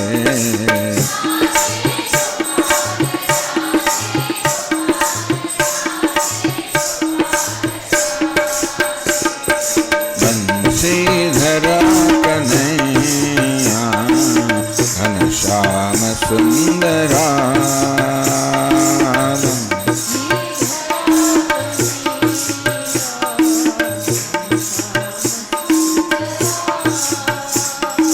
गोविंद माधव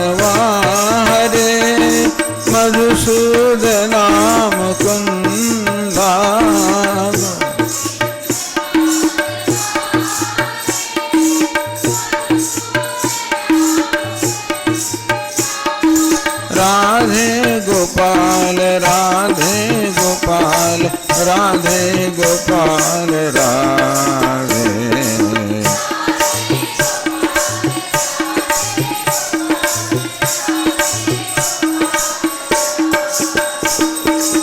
बंसीधरा कन्हैया